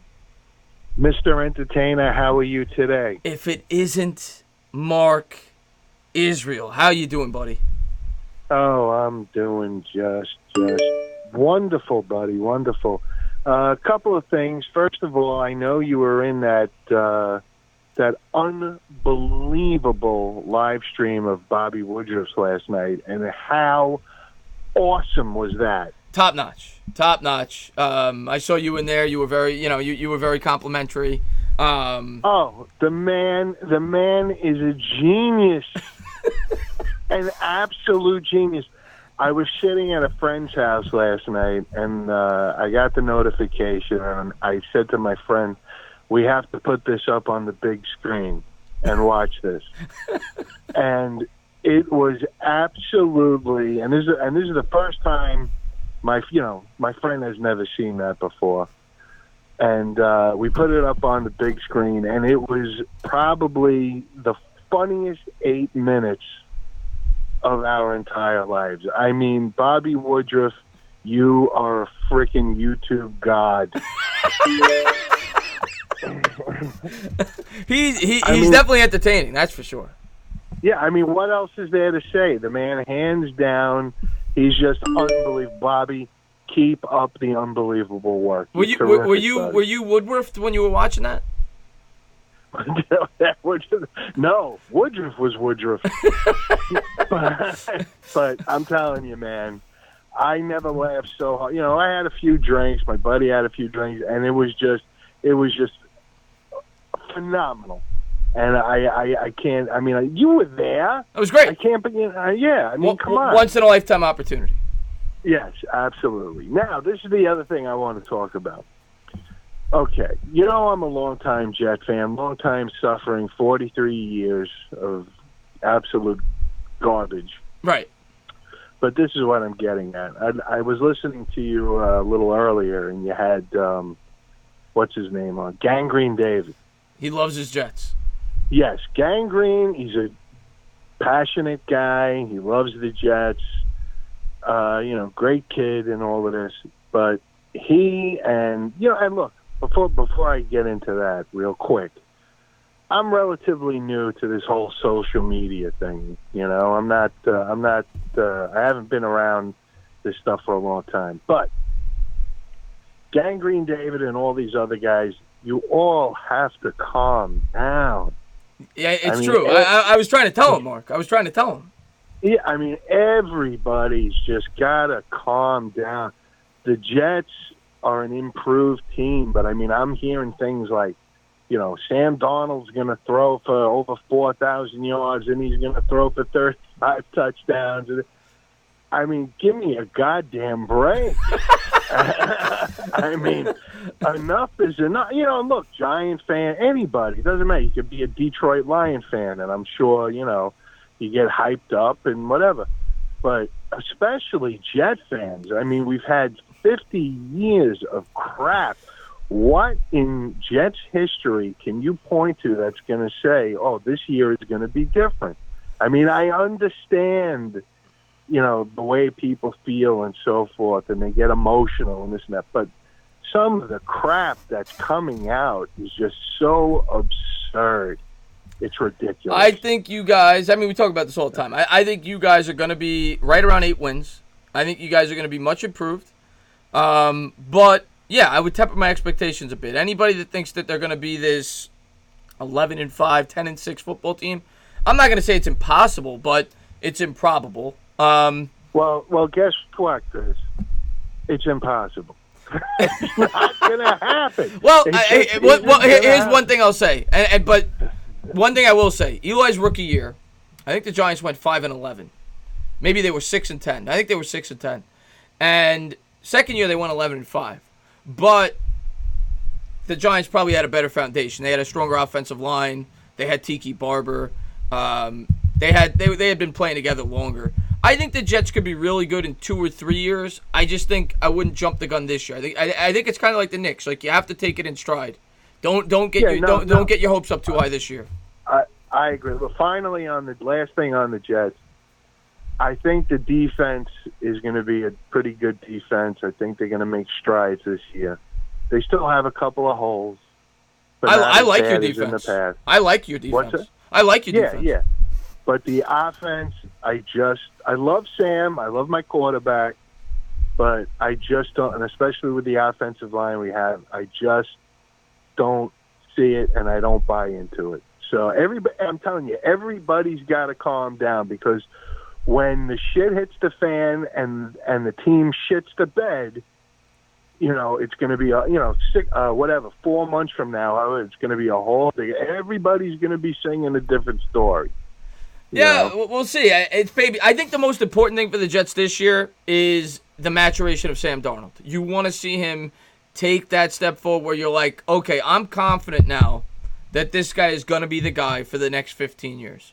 That's that more than anything else this year. Because if I'm a Jet fan, I'm not expecting a Super Bowl. First round playoff appearance would be great, but for me, Sam Darnold is what this year's about. Can this guy convince me that I know for sure, without a shadow of a doubt, that he's my guy that I'm going to ride behind for 15 years? And I think he's going to be, but I want to see that if I'm a Jet fan this year. I want him to prove that. So do I. But, as far as playoffs and all that, it's not going to happen this year. Maybe next year, maybe the year after, but not this year. Now, finally, before I hang up, there's one thing I have to ask you. Yeah. I start now. It's on Sam Darnold and your friend Rover. Okay. Okay. Now I know he likes to troll, and I know whatever he does. But one thing Rover does that I don't appreciate, and it's not just being a Jet fan; it's being a fan of whoever he talks about. But I'm giving a Sam Darnold analogy. He did a video previewing the Jets season last week, and he said something about Sam Darnold, and what he said was, he obviously has put Sam down in the past, but he said two things. He said Sam is flimsy and Sam doesn't weigh enough, quote unquote, but never explained what he meant by that. Yeah.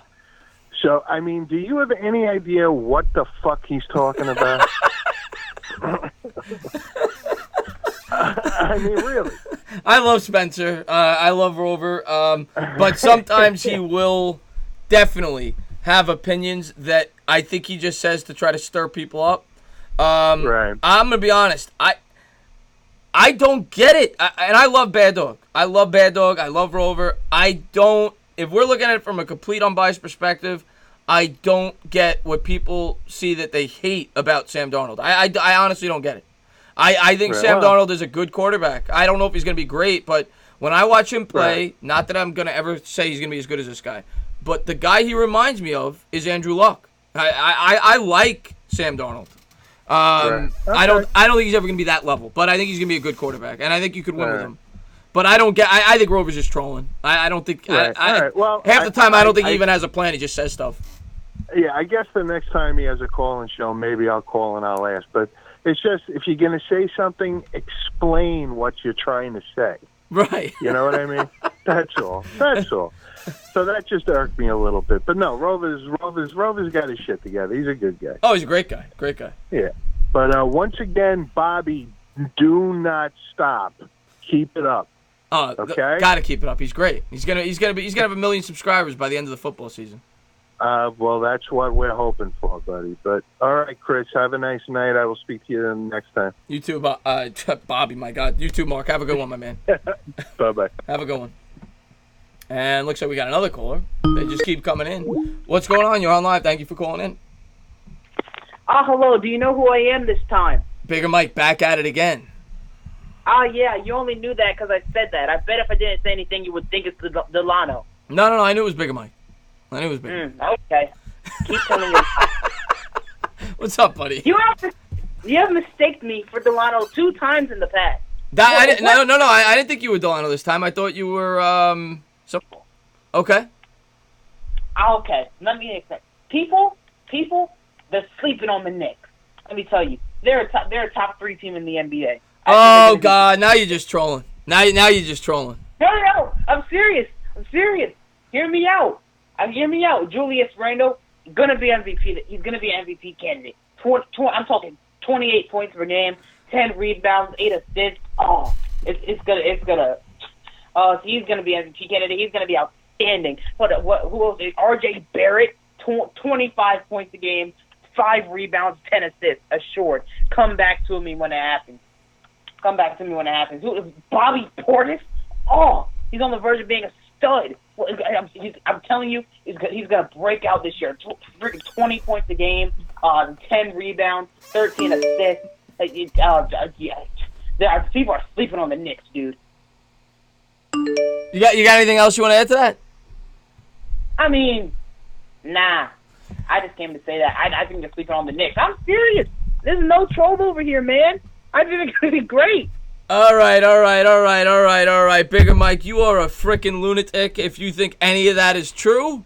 With the Knicks, it is baby steps, and we are just hoping we can contend for an 8th seed. But I appreciate the call. Bigger Mike, man. Have a good one. You want to talk about a troll? Mike Francesa would have a stroke if he was in entertainer's position. Chris Cardella. Guys, it is 11:30. We were live for a while tonight. I had a lot of fun tonight. This was a great call-in show. Got some really good callers. Had a couple of idiots that called in, but you always get that every time you do one of these. I want to say thank you to Mofo, Tom, Gritty City, Bigger Mike, Poppy Goat, Modal, whoever that is. They got him out of here. Kim in Mexico.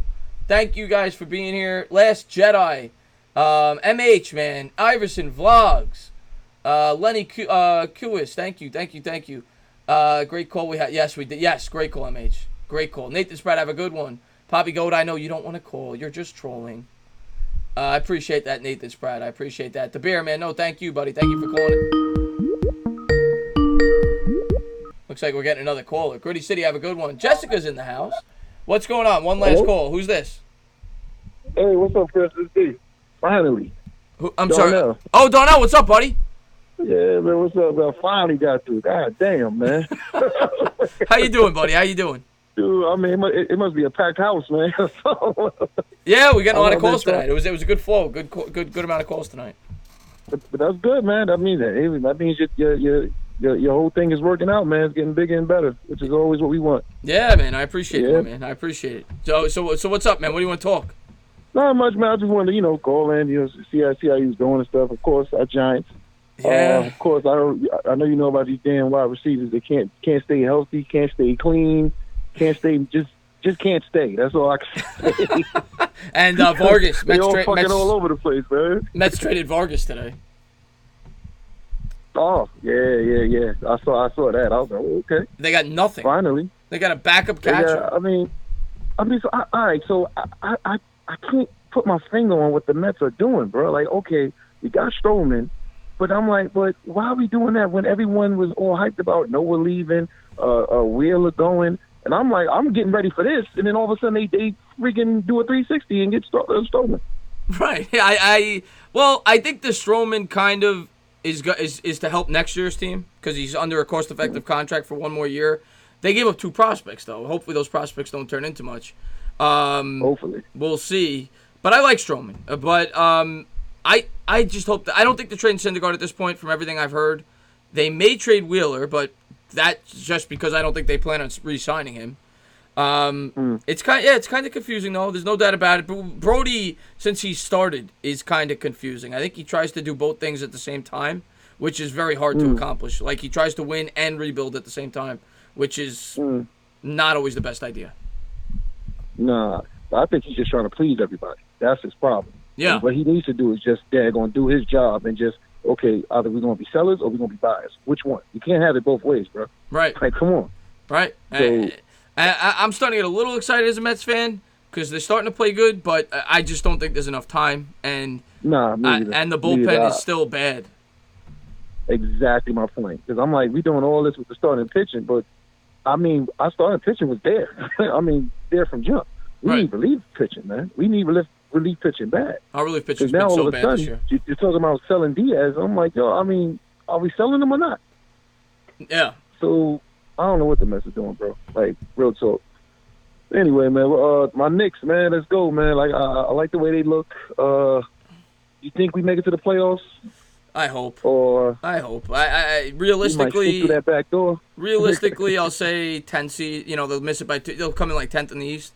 But they got a shot, which is nice, knowing last year they had no chance. I think they could be a competitive team this year, and I like the setup they have for the future as long as they don't screw it up like they have done in the past. But so far, this regime has shown that they're pretty patient, so hopefully they can keep it going.